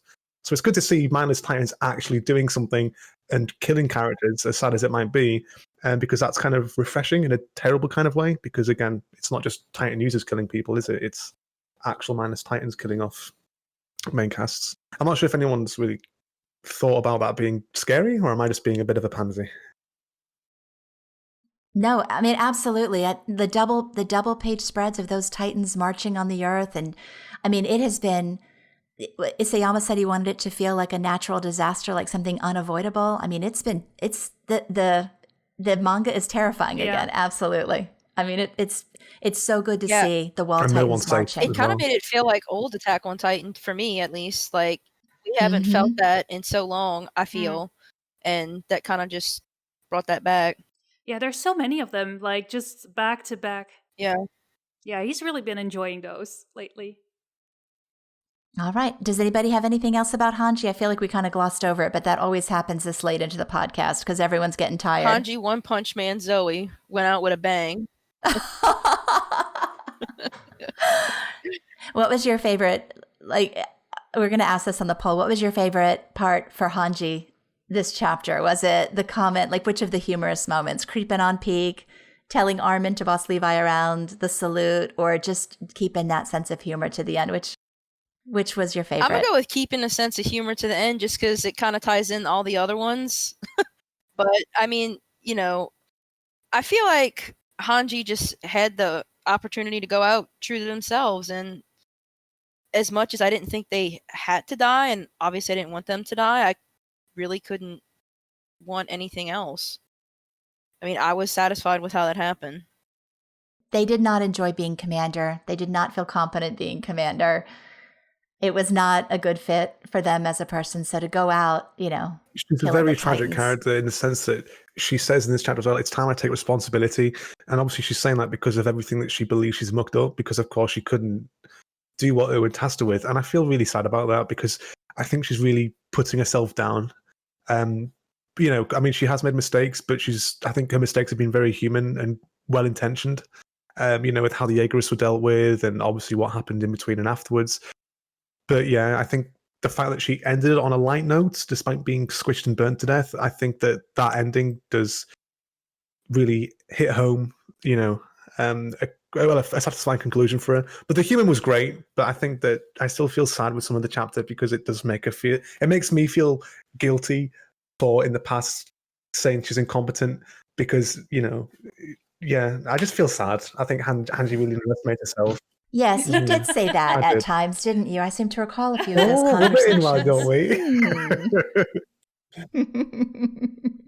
No, if you can apologise for saying, I can definitely pull my hands up and say I feel guilty for slating Hange a bit too much in the past. Awesome. We can be that new best friends meme. So, yeah. So I guess we all agree it was a great death, meaningful death, but did it have to happen? Did it have to be them? I think we all kind of are like, no, but yeah. Okay, Levi. I don't have a lot to say about Levi except that clearly the dude's not done yet. Can I just say my favorite Levi line from this chapter? Sure. 2 fingers is all I need. That's what she said. It was such a stupid line. I thought the official translation would change it, but nope. Nope. Okay. So, Levi, what's in store for him after all of this? Andrew, do you think Levi's going to get his chance with Zeke? No, and if he does, I'll be annoyed. Really? Right, I'll explain the reasoning behind this. Please the do. annoying thing for me is that I really like Levi's backstory. I like his purpose in the narrative and how he always survives, everyone else dies, and how his character is just utter and complete suffering. However, it's got to the point for me now where I want Levi to have a conclusion that isn't based around revenge. I understand his dedication to Erwin, his promise to get revenge on Zeke. At this point in time, they've kind of come to a stalemate. Obviously, Levi is a superior fighter. No one can doubt that. But they have, in their last fight, come to a stalemate. And Zeke got a 1-up because of plot device and him being regenerated by Ymir, which is good for the context. But my point is, I think Levi needs to let go of that. I mean, again, with Hange dying now, I don't think it's going to happen. But I'd like to have Levi perhaps. It's Levi. It's not going to happen. But I want him to get past that level, past that stage, and perhaps by the end achieve some sense of peace or serenity like Hange has in this final moment. But is that like Levi? Probably not. My other problem is that Zeke and Levi don't really have much to do with each other anymore. I think it's more Zeke and Eren at this point. I think if Zeke is alive, he's definitely with Eren. And I think if anyone will kill Zeke, it has to be Eren that kills him. For me, given how the interactions they've had and how Zeke is probably really pissed off, upset, and everything's gone tits up because of Eren. I think that dialogue and conversation we had previously needs some conclusion to it, with Zeke speaking to Eren about it, or perhaps Eren just, using Zeke for now and killing him. I don't see what satisfaction or what conclusion it would do for Levi to kill Zeke at this point. Yeah, Levi kills Zeke, then what's he going to do? Probably kill himself, maybe? I mean, that's awful and grim to say, but Levi's entire purpose is to kill Zeke, and he needs something more than that to survive till the end. And that's why I don't want him to kill Zeke. And I also feel Zeke and Eren haven't finished business personally, and Eren should be the one to kill him, if you ask me. For both the sake of Levi and Zeke's development as well. I mean, my hope would be that, Levi does get to kill Zeke and they go out together. Like, it's like his final charge and Zeke's out the picture and then Levi's finally able to die. I don't think it'll happen that way. I would like to see that just so that way he could fulfill his vow to Erwin, but also, then he'll get to die and be done. But I don't know if that's going to happen. I kind of agree with Andrew. I think Zeke still has more to do with Eren than what we know. And I don't think Levi is all about Zeke. I think he very much would like to kill Zeke, but I think telling Hange, devote your heart. Levi's heart has always been devoted to bigger things than Zeke. I mean, Erwin was his guy, no doubt, but humanity is also very important to him. So I can't imagine Levi is tagging along just for Zeke. He wants to kick the shit out of Eren, trust me. Well, yeah, exactly. There's that too. You see, my issue with Levi is that while I love the development up to Shiganshina, he's not been a strong presence since, apart from with Zeke and his passing comments. I agree with you that Levi has more to offer than that, and he, has a bigger purpose than that overall in the manga. But I feel there hasn't been a lot to work with since chapter 115, other than a few snarky comments about Zeke or and I think that's a problem. And it makes sense because he's been out of the scene, he's injured. So perhaps we'll get a bit more conversation from him that can help develop that. But for now, that's my concern. Like, that's why I don't want him near Zeke, because I want him to do something more and leave him alone. I mean, I wouldn't mind if Eren beats or Zeke is left dead somewhere and then Levi walks over and kills him, but I can't imagine that being satisfying for Levi in the slightest. I don't think Levi would he probably would execute him, but that's not Levi's style. Maybe it would be with Zeke. I don't know, but Levi's, I think with Zeke, with Zeke, Levi is a lot of things. Yeah, but he's a petty bitch. I mean, he absolutely would. No doubt, if he got the chance, he would take Zeke down just for fun. He's compassionate and nice guy, but yeah, no way. He'd take the shot. I do like the banter as well. Zeke and Levi always take the piss out of each other and insult each other like children. I love that as well. That's always great fun. Yeah, they had such a good dynamic. If Zeke only gets one more conversation with one more person, I want it to be Eren too. But I would absolutely miss the dynamic of Zeke and Levi. That's just been good stuff. I think your criticism about Levi not having a lot to do since 115 has kind of been true of every character at some point. Isayama seems to have a lot of trouble balancing the cast. That's true, but Levi was blown to bits. And then when he woke up was must kill Zeke. And then he was just a mute after that. So I mean, I prefer the way he's treated Annie. Like, if he's done with Annie for now, send her away and then, pick her back up later, as opposed to characters just kind of being dead weight on the story for 2 years. My big thing with Zeke and Eren as well is that Zeke always has fought. He's always had internal strife. His entire narrative is about family. his father, obviously his relationship with Don Xabier, and obviously his relationship with Eren. It's always been about family. And what would be worse than being killed by the person he tried to save because of his own relationship with his own father? It would be a massive slap in Zeke's face. And it would be awful. But does he not deserve it to a degree for what he did? I mean, I think if Zeke's going to die, it would be worse for Zeke to die by the hands of someone like Eren, who, than Levi. So those that want Zeke to die and want revenge, it would be probably better for them if it was Eren that killed him than Levi contextually for me. But I understand what people say about Levi versus Zeke. But I mean, it would be cool seeing two wounded and, expired, in the case of Zeke dying soon anyway, warriors just kind of hitting each other, slapping each other in the face like, something silly like that would be cool. But obviously, yeah. Slap on tight, maybe. Andrew, I was so mad at how Eren treated Zeke. Like, he has not shown that man a moment of kindness, not a moment. And I realized Zeke didn't necessarily deserve a moment of kindness. I mean, they're related, and that doesn't matter, right? But I was Eren's just complete disdain. He did not Eren just stuck the knife in Zeke and just kept twisting and twisting and twisting, and it's like that was painful. Just letting you know. Like those paths chapters. He's done were everything painful. for Eren, because he didn't want Eren to suffer like he had, and everything. Eren just I don't care. It's like, yeah, it's don't awful. care. I hate you. You're an idiot, and I hate you. There's this theory that I was kicking about the other day that maybe what if Zeke is actually still in Pathways? And I say that because of the fact that when Eren touches Ymir, we don't see what happens after that. Perhaps Zeke is still in Pathways mentally, or his consciousness is. So obviously, yeah, he's dead in the present day story. In the narrative, his body was disintegrated when Eren transformed. But for Zeke, even though he's dead in the present day, he would have been stuck there for goodness knows how many hundreds of years on his own anyway, before his body, with those, because Eren's head, all those years that had passed. Maybe, we'll get something like that at some point. I don't know. That would be interesting, but I think... So you think Zeke is still in No, paths? that's one of my ideas. That he's dead in the present day, he's not alive now. But in Pathways, in the past, he would be alive. Wait, so an afterlife? Oh my God. I shouldn't have said anything. But no, I think he's with Eren, but I wouldn't mind if he was already dead. If I could reach through my screen, I would. But yeah, we'll see. I'm excited to see him return at some point. He's not going to be gone forever. There's going to be something with him.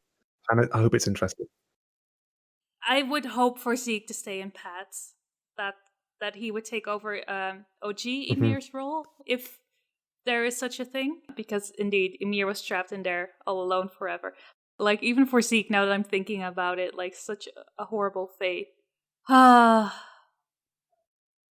I mean, a massive kick in the face for so many people, including Momtaku, that didn't like him for so long, only to see him suffer that way. Your fantasy? My fantasy Zeke scenario would be him meeting Historia. I just feel like, Historia and him have a lot in common. I would have loved for them to have met. And I don't think it's going to happen now unless they meet in paths. But Historia's whole mission about, anyone who feels unwanted or unloved or, who's suffering, I want to tell them that they're not unimportant, that they're important.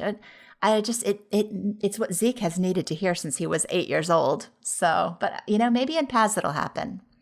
I don't know. But all the things I wanted that may not happen. But yeah, that would be... Eren killing Zeke would be awful. Absolutely awful. So, of course, that's what I want. We can agree on that, surprisingly. So I still think Connie has the most reason to kill Zeke out of everyone. Because he is responsible for the death of his family, and he didn't seem very remorseful about it. I mean, no offense, but... I mean, Levi's family is the Survey Corps, and he wiped out 199 of them, so... Yeah, but in retrospect, we understand why. I think if Connie killed him, I'd be really pissed off as well, because there's just been no... I mean, you don't need build-up, but there should have been at least something prior of him commenting about it at some point in the past 2 years. I know he hates him and everything, and he wants to get back at him, but it would be underwhelming, I guess you could say. Deserved, yes. Narratively speaking, bad. Yeah. If you get what I'm saying. I do. All right, I think we have discussed this topic ad nauseum at this point. All right, we have some questions from Twitter. Andrew, I'll let you answer this one. Of the remaining alive characters, excluding Eren, which 3 do you personally want to survive to the Zeke. end? I'm not even taking the Michael. I'd love if he lived and he was the one holding the baby at the end. Yeah, I'm being serious. Got my own reasons for it, obviously. Yeah, that's not a joke. Yeah, Zeke's one of them. So 3 more characters, yeah? Zeke and 3 more. 3 in total, Zeke and 2 others. As a joke, I'd say Reiner, but I think he deserves to die. I'd like to see Gabby and Falco. Can they be like one group? I'd like to see both of them survive. Sure, right? we'll give it Zeke, to you. Gabby and Falco. Mikasa, I'd say. I think Mikasa deserves to live to the end and have a happy life. Okay, 1 minute. The question was, who do I think will live till the end, or who do I want to live till the end? Do you personally want? Which 3 do you personally want? Zeke, Jean, and probably Gabby and Falco, yeah. What about you, SiCa? Personally, Mm-hmm. I'd say the kids too. Mikasa and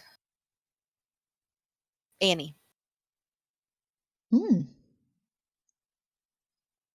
Luna? Well, Colt, of course. Colt.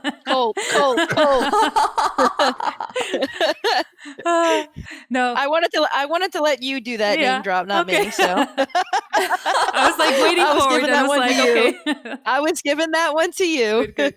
Yeah, with Reiner, I always expected him to die, but now that we're close to the end, I almost don't want him to.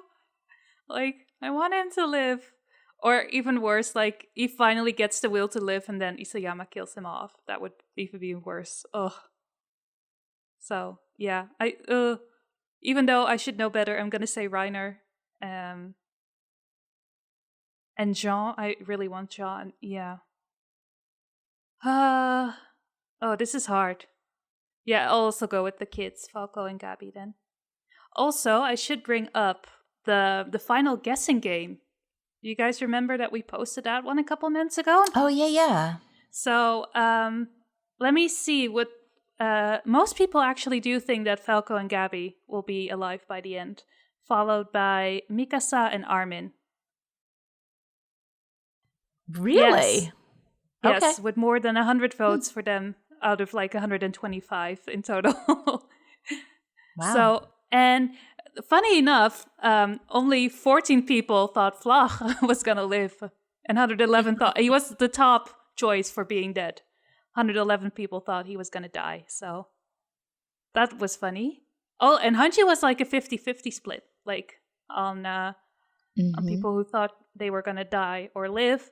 So I think as of right now, around 50 people had those 2 deaths correct.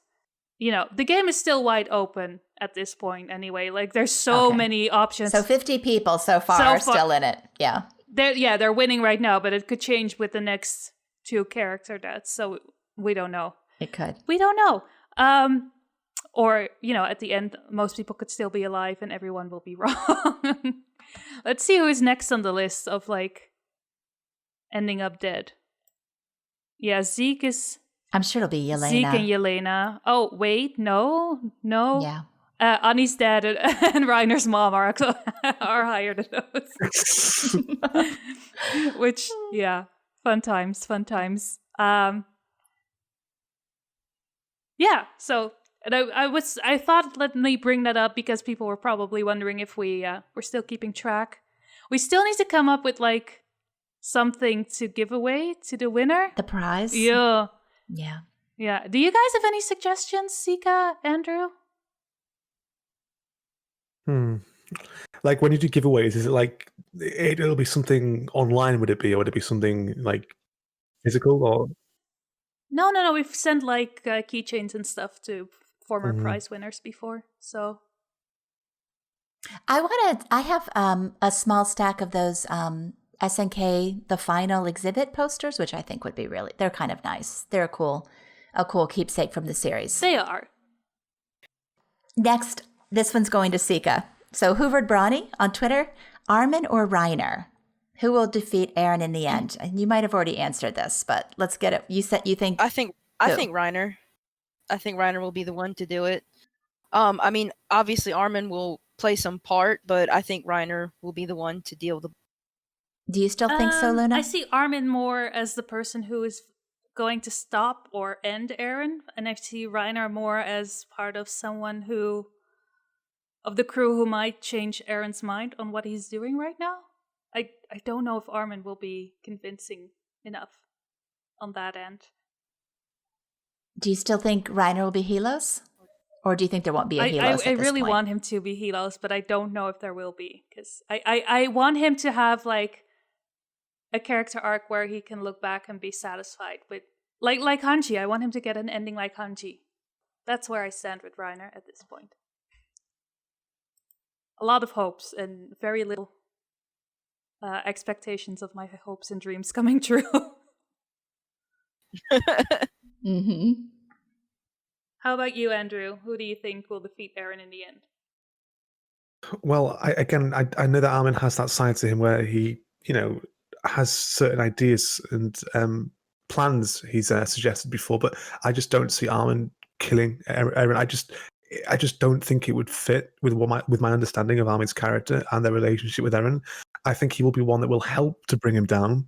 But I think if we're going on the Helos idea, or even if we're not, I think given Reiner and Eren's relationship, I think it would be more satisfying if Reiner was the one to finish him.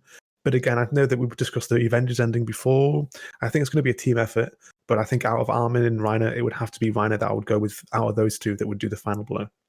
Or be the one that, makes the wounding blow that puts him out of action, but not necessarily dead. What about you, man? Oh, I don't really have a strong You're opinion on fine this either way one. as long as Eren dies. No, you know me. I don't want anyone to die. Except for your children. I don't even like thinking about it. So I am along for the ride. I have the things I care about, and I have talked to you about them, and everyone knows my hopes and wishes for this series. I got a couple, so I'll keep my list small. So our last question from Twitter was TJtheGreat. Wanted to know that even though this arc isn't finished yet, would we rank it in the top 3 of our personal favorites in the series so far? Is this arc, SiCa, is it in the top 3 of your favorites? Or I don't really want to speak to that till it's done, but I guess I'll put it as like number 3 for right now. I mean, I doubt it will go any higher than that, but I mean, it is the final arc and a lot of big things are happening. So I would say bottom 3 for me. Andrew, what about you? I'm probably the same as SiCa. I'll probably go and put it on 3rd myself. Luna?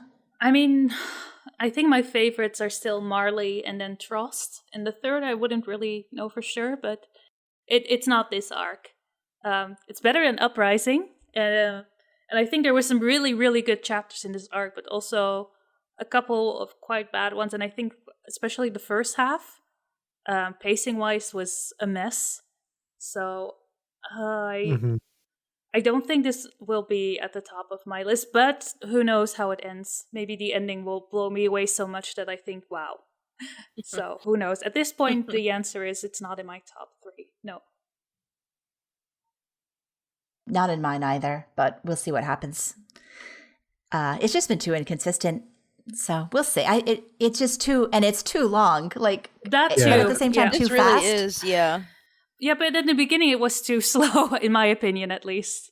Mm-hmm. So it might have been better if we split into like 2 smaller arcs, like it was at the start of the manga. I don't know, because you got the like an arc that followed after 116 or 115 that was all the flashbacks, everything on Paradise. Then the rumbling arc could be like this one here.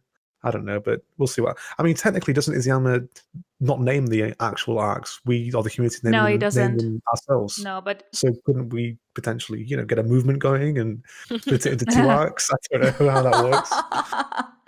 Yeah, I don't even know who settles on these things, but Marley was definitely a complete arc. So I guess people are just assuming this is the next. So, all right. So what are you guys hoping to see next chapter? Prediction time. Dun, dun, dun.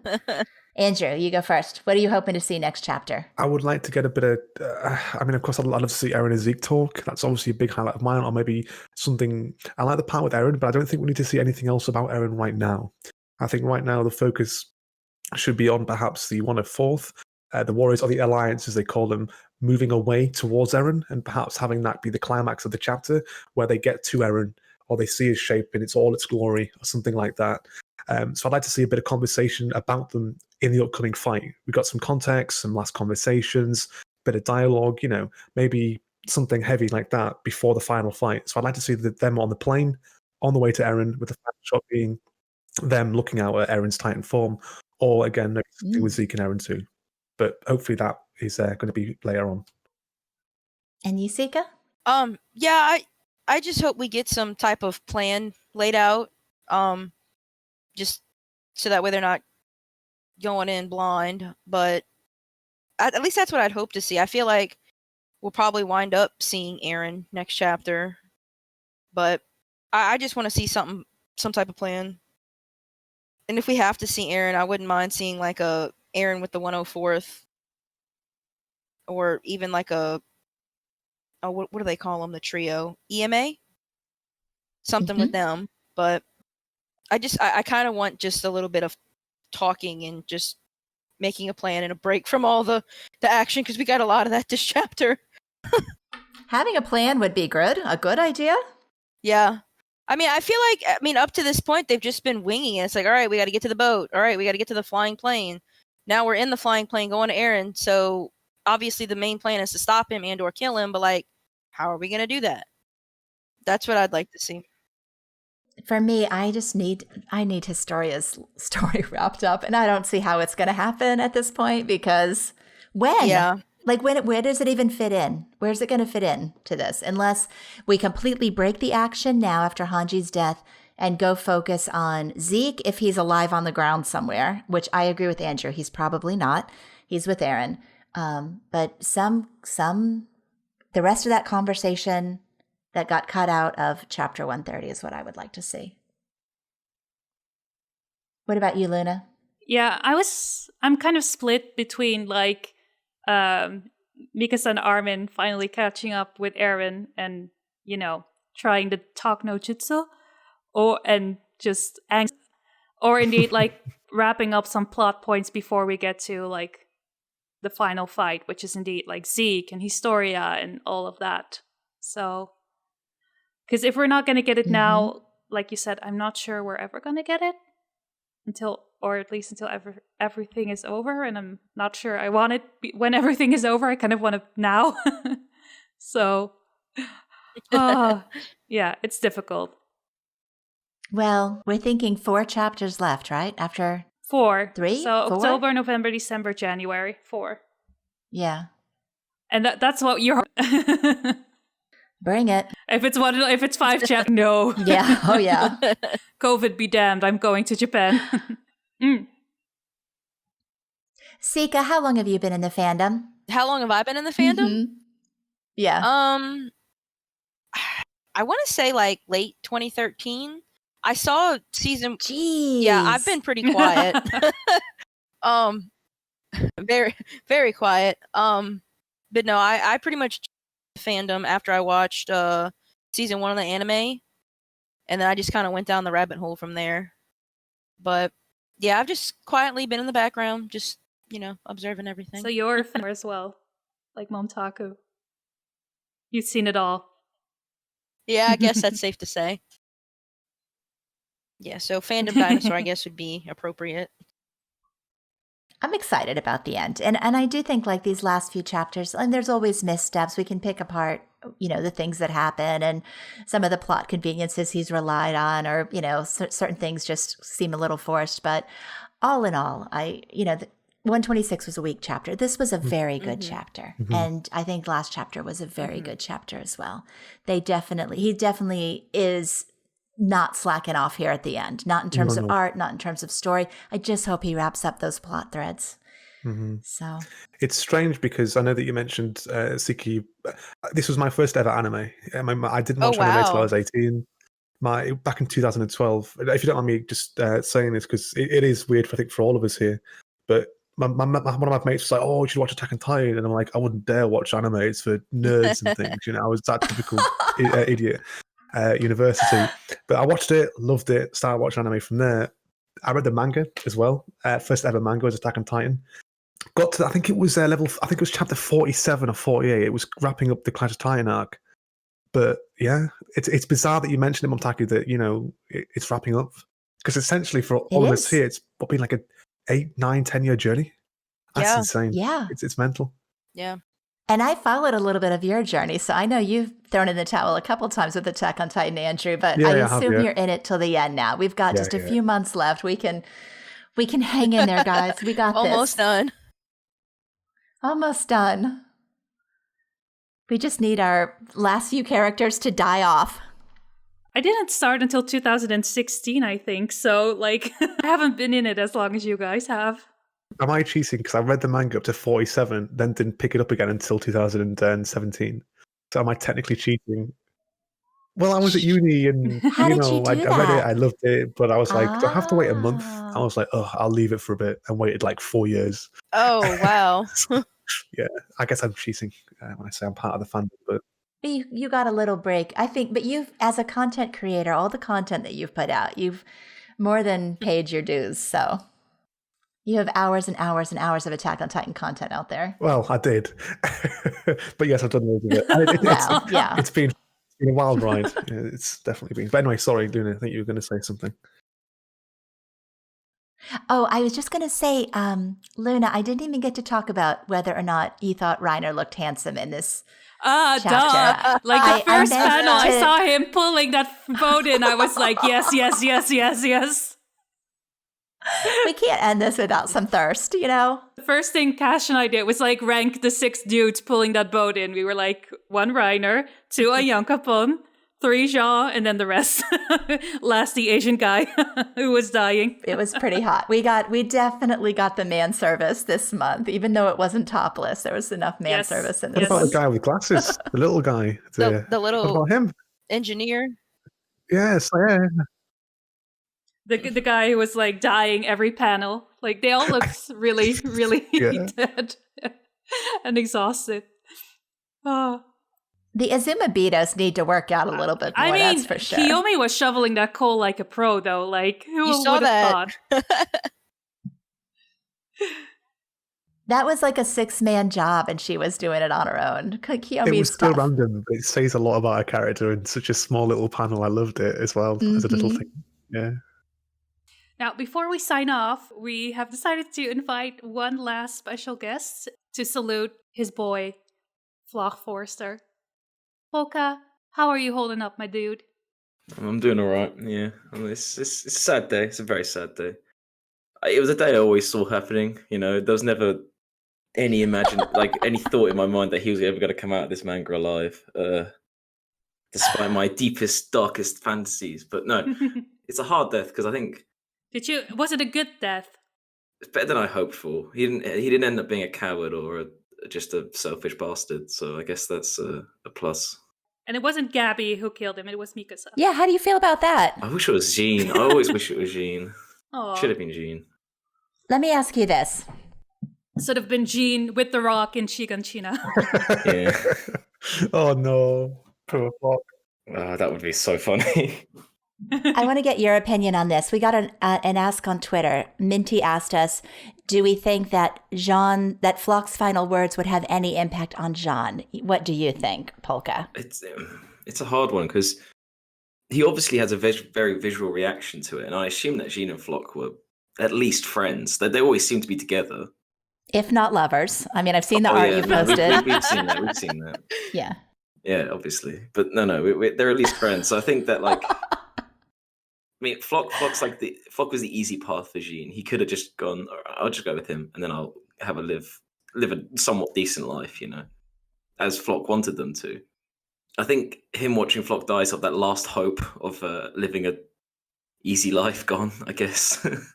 That last lingering season 1 Jean just dying away with him. But yeah, no, it was quite a brutal death as well. Holy shit. Yeah. harpoon through the neck. Did you think that he was on the boat, or did you think he was at the port? Oh, I think the first thing I ever said when I saw him go in the water was, he's definitely in that boat. Okay. It's such a cop-out. It's such a cheap trick that they always do in anime. I don't know why. The whole fake-out death. I've seen it so many times, especially in like your average shonen. No offense to saying, obviously, I'm not saying that it's Attack on Titan is average shonen. Though, there's a very average shonen trick. The way he like dies, but there's no body shown, so he's definitely going to appear later. It's a very common thing. Though I did like your idea where he'd be executed by the end of it for like war crimes. I know. What's up with that? Well, I know last month you said, because we had you on the anniversary podcast, and I think you said the actual words, "Please, Floch, die, put me out of my misery." Yeah. It's been a wild ride, and a wild, because I think Neat does it best. The way he just says that there's so much potential with this character that was just squandered. The amount of times I saw that, like that they would build him up as something that like a new thing, and then they just completely break it, and then build them like Isayama would build him up for a new thing, then break him as the plot demanded it to be. So seeing him like, so every time he built up, I was like, I'm getting hyped. You know, my character's finally going to have his like time. He's gonna kick ass or something, or do something, at least be a decent character. And then he just break them down and then build up to a new plot device. You know, even now, after his little genocidal warblings to Kiyomi about how your culture's going to get destroyed, haha. And then like now he's like the Eldian people, like that. You know, it's sort of it's very very inconsistent. So I'm kind of glad it's over. I'm kind of glad that his final words was him being a selfless person, kind of. I guess he's selfish because he wants to sell his people over someone else's, but he's not just thinking about himself. He's thinking about someone else. So you're happy. I mean, as happy as you can be when your favorite character dies. Yeah. I mean, I don't know how you feel. I thought it was a good death. No, I mean about Hange. Like, I don't know. Oh. Like, I can only imagine the pain of your one. Your one wasn't even necessary. No. Why are you laughing at that? Oh, Loki this. I think Floch's character is very interesting. If you piece together all these different personalities he's had on the plot, you can sort of form a overarching view if you want to go a bit Reddit mode on it.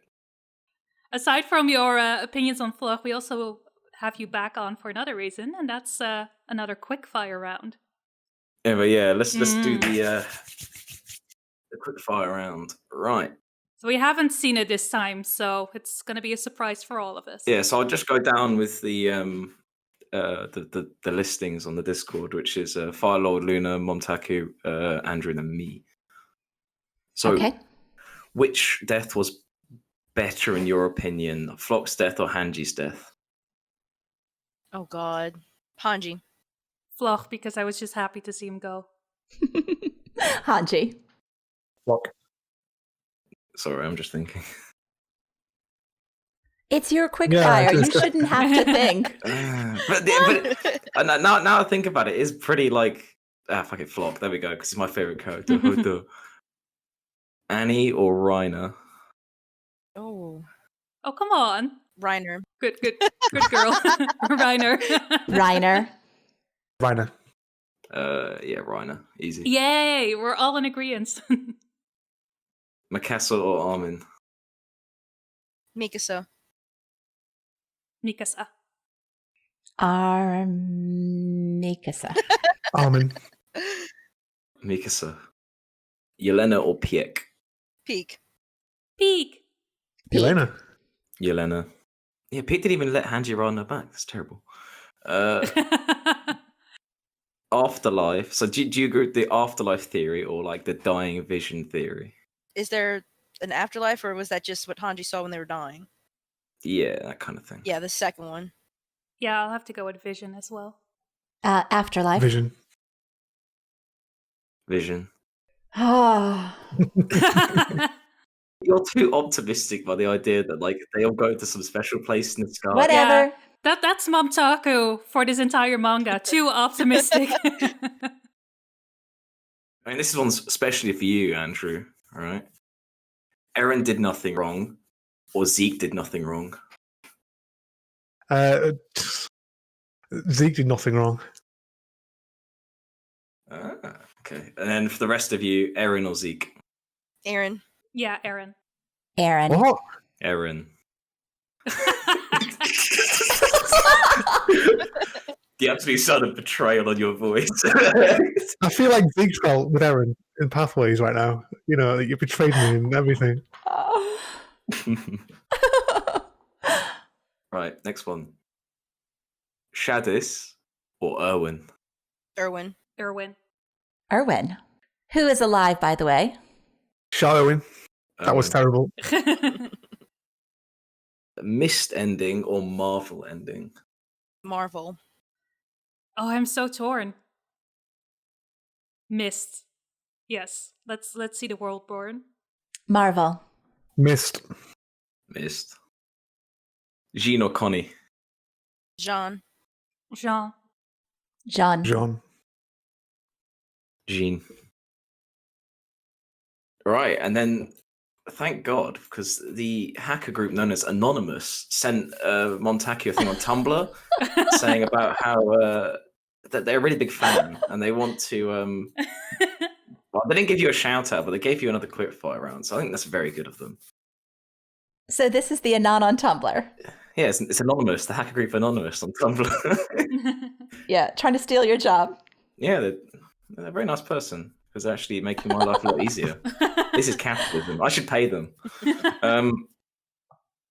Right, Freckled Ymir or Historia? Historia. Freckled Ymir. I'm a freckled Ymir girl too. Yeah, Historia. Historia. Louise or Hitch? Hitch. Hitch. Hitch. Hitch, yeah. Hitch. Nanaba. Is that how you pronounce that? Nanaba? There we go. Nanaba or Rico? Ooh, Rico. Nanaba. Nanaba. The manga version of Nanaba, whatever her name is. But banana girl, yeah. Banana party. Yeah, I've got to go with Nanaba as well.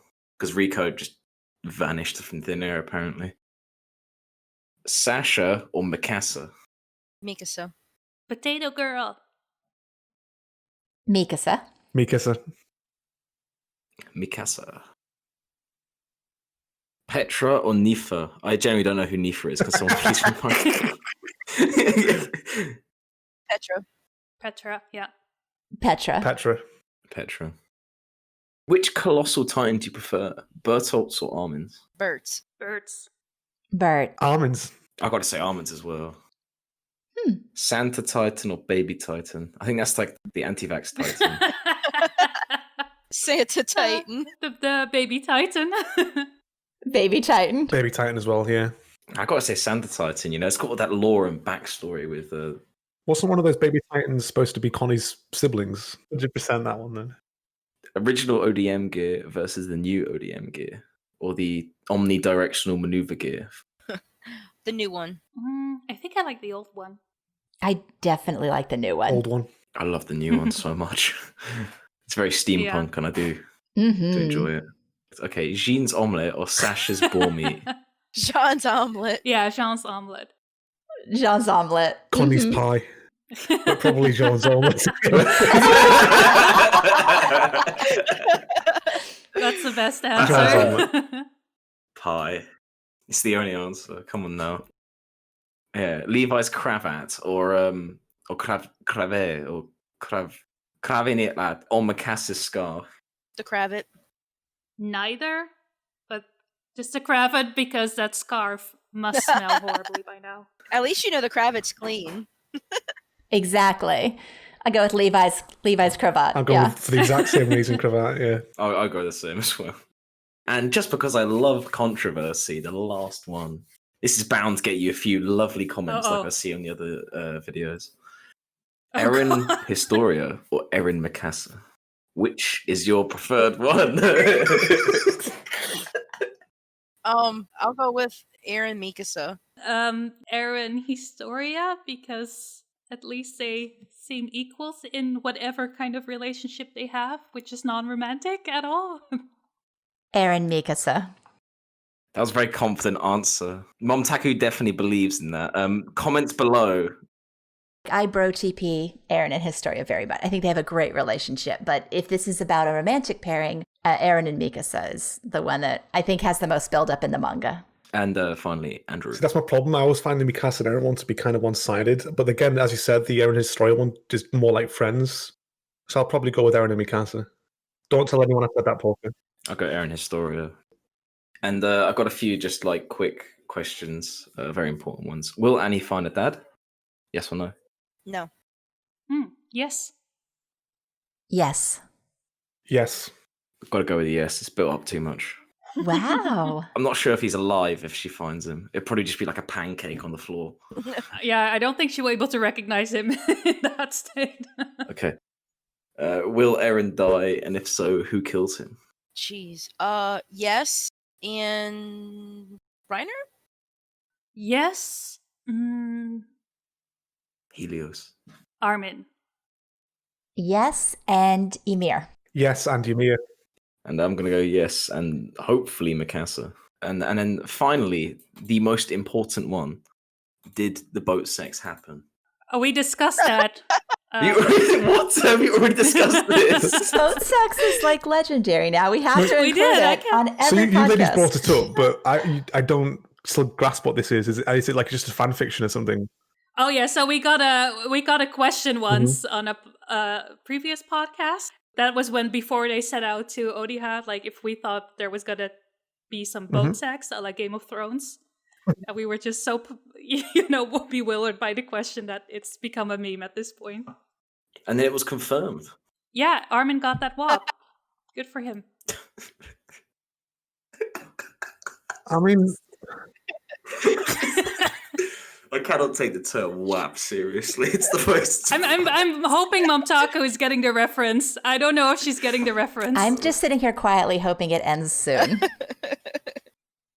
when you say boat sex, is it just Armin and Annie, or is this like any character that was on the boat?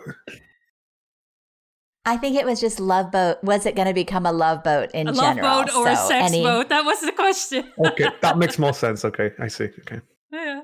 It wasn't specific to a single ship. It was just the nature of the ship. They're on their way to die. They're a bunch of teenagers on their way to save the world or die trying. So things happen. Unless you're Reiner, you just want to kill yourself. So poor Reiner. He did get a hug from Annie, so that was very sweet. Yeah. So now, that wraps up our chapter discussion. Any final thoughts or comments that we missed? Eren Yeager did nothing wrong. Oh my god. Oh, I take it, SiCa. Oh. This is how he ends every stream. No. SiCa, I've got a shirt. I literally bought a shirt online that I wear for streams that literally has the words "Eren Yeager did nothing wrong" on the front of it. Oh my with god. his face on the back of it from the manga. But Andrew, when you God. bought that shirt, you sincerely believed Eren Yeager did nothing wrong, right? You thought he was going to do a partial rumbling and... Yep. Mm-hmm. And there was that one chapter, I think, where I tore my shirt off with that underneath, like, like discount man or something. And that was a sight. These days I hide it just in case. I had watched that stream. That was a great stream when you did that because 2 seconds later, Eren did everything wrong. Oh yeah, so. bad timing on my part. So Reiner and I have a wager going about Historia's pregnancy. And if I lose, whichever of us loses has to wear an embarrassing t-shirt. And my t-shirt that I have to wear in public and photograph myself wearing is either going to be like Floch doing the shush face or an Eren Yeager did nothing wrong shirt. So just so you know. And if Reiner loses, she's going to make him wear the gayest Iruri t-shirt out there. The gayest Aruri art I can find.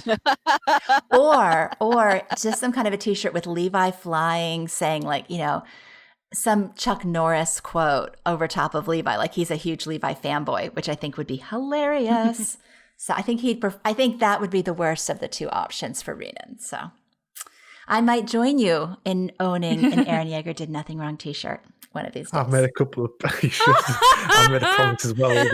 Ship it out. I'll send it to you. Don't worry. You do that. Oh, we should get a P.O. box just for shit like this.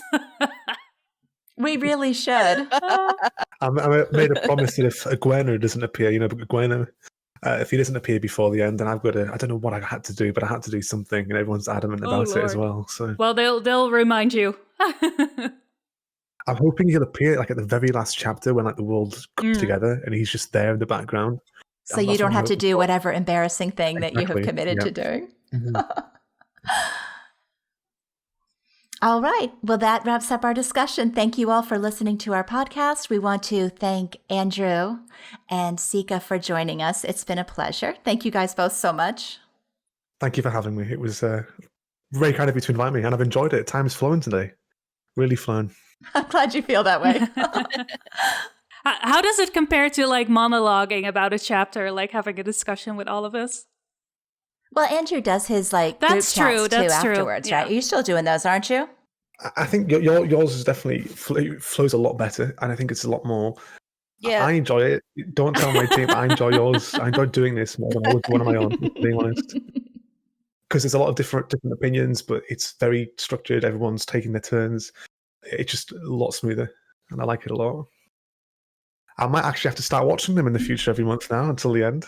There you go. Dun, dun, dun. I can watch the other ones, the old ones. Some light reading before bed. You can watch the one where Zeke almost died. See what our reaction was compared to yours.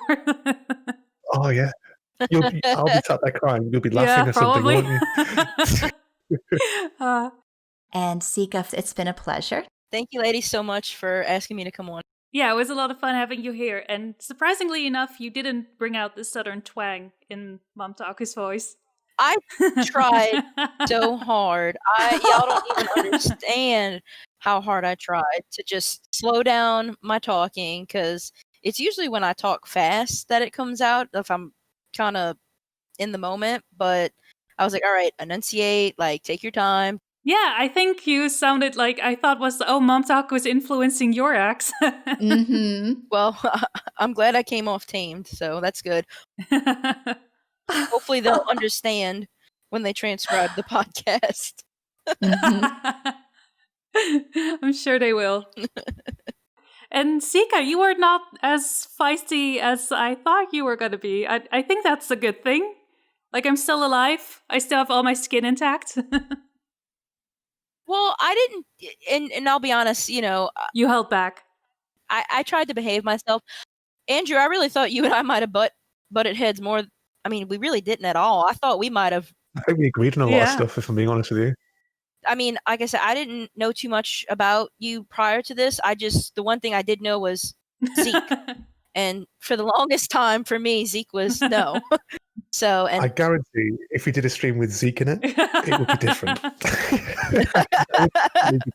And I didn't have to fight Andrew on Hange, which was lovely. Oh, and one more thing. Nitaku messages both of us in the Discord and said, Momtaku, Luna, it is important to note on the podcast now that we know that there is an afterlife in AoT, that in every instance we have seen of the SC ghost watching the surviving souls, when Hange reaches the afterlife, MosesBraunie is absent. Helos lives on. So Neat wanted to get that in there. I mean, MosesBraunie is never pictured. He's out somewhere eating titans. Eating titans, parting the sea. Good for him. Neat Taku is Team Afterlife, and yes, and Helos is MosesBraunie. So thanks again. It was a lot of fun. This went really smoothly, and I consider it to be an honor to be on the podcast. I mean, Aww. I haven't listened to y'all from inception, but from the moment I did start listening, I was hooked. Thank y'all. Yeah, thank you for the invite, and then just thanks for all the hard work, because I know y'all put in some work to do this. There's no doubt. Little bit. Just a little bit. Yeah, Momtaku is gonna but that bit with Polka, it's gonna be so much fun to edit. do you reckon that once you finish the I mean, it's a way ahead. Do you reckon that you both might start doing it for another manga or something that you both read? Because that would be interesting. Yeah, we're talking about it. Yeah, we're not sure yet, but we're talking about continuing after. Avatar. Definitely. Luna suggested it, doing a rewatch and just talking about it. It would be fun. I love that series, so it would, If you like this podcast, please consider supporting us on Patreon. You can do so for as little as $1 a month, or you can hit that subscribe button on YouTube because that one's free. As always, we'd like to thank our patrons, Kenny Hughes, Taryn, Simon M. Cox, NM, and Silarana. I still hope I'm saying that right. Thank you so much.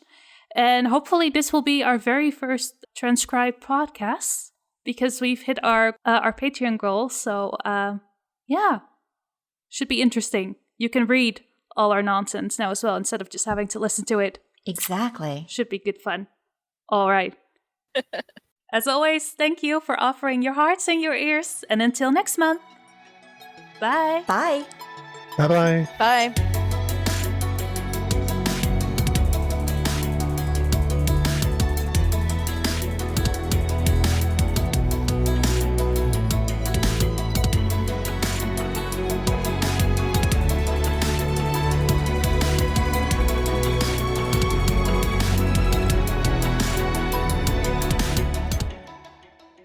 I am going to stake my claim. And if it happens, I'm going to put it in the outro that I convince at least somebody here that there's an afterlife. You seem like the kind of person who really believed their parents when they said, we're taking our dog to the farm. Yes.